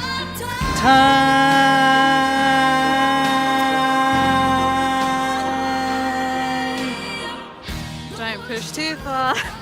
Your dreams are China in your hand. Don't wish too hard, because They may come true, and you can help them. You don't know what you might had set upon. yourself, yeah. Oh, gosh.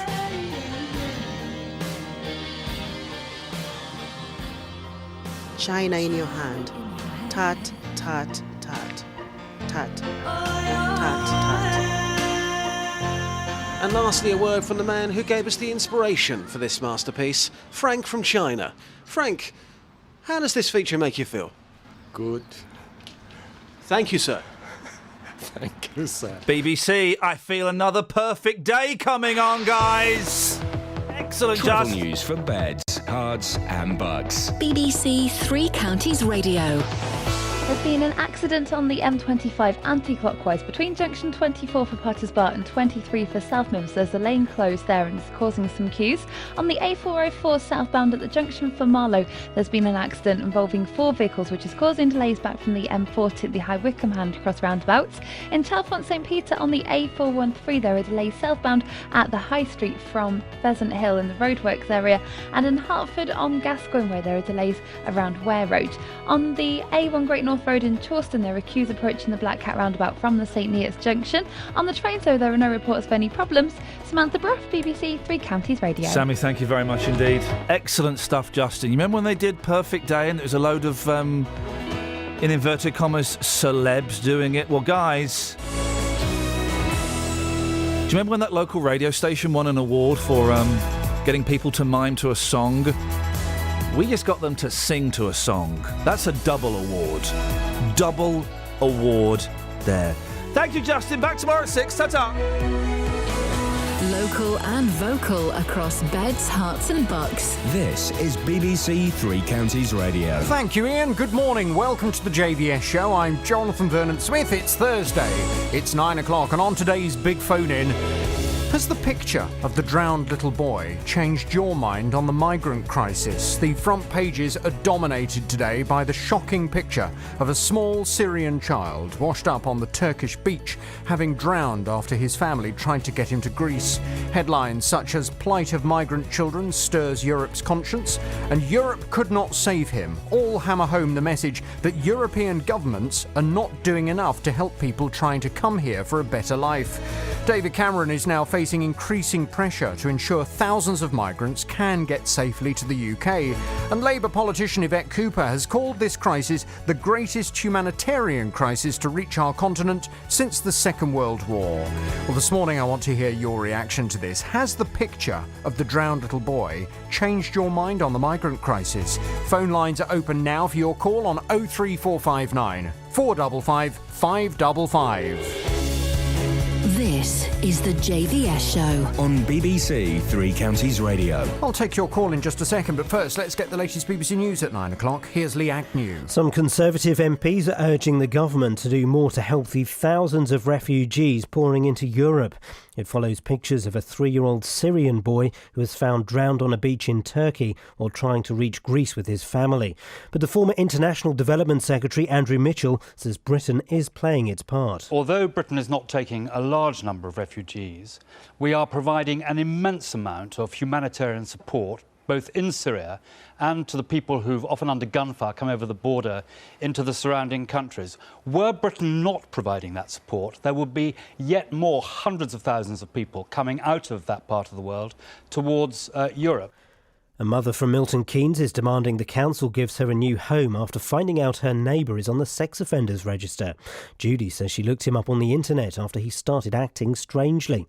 John Brown from the NSPCC says the public should expect that sex offenders will be released from prison. However, they shouldn't feel like prisoners in their own home. If people do have concerns about the behaviour of an individual, and they know that person is on the sex offender register, and they've got that sort of history, please do be proactive. Contact the local probation service, contact the local police and explain your concerns. The family of a woman from Luton says she'll die unless she's given help to overcome her alcohol addiction. Gemma was admitted to the Luton and Dunstable Hospital 2 weeks ago after suffering alcohol psychosis. But her sister Lisa's frustrated she was discharged without being offered any suitable support. When she's drunk, she's quite volatile and blames everybody else, which is a typical alcoholic thing. She went from Friday till yesterday with no alcohol, so she can do it. Yesterday, the minute she was unsupervised, basically, she didn't have the willpower. It can't get any worse. I mean,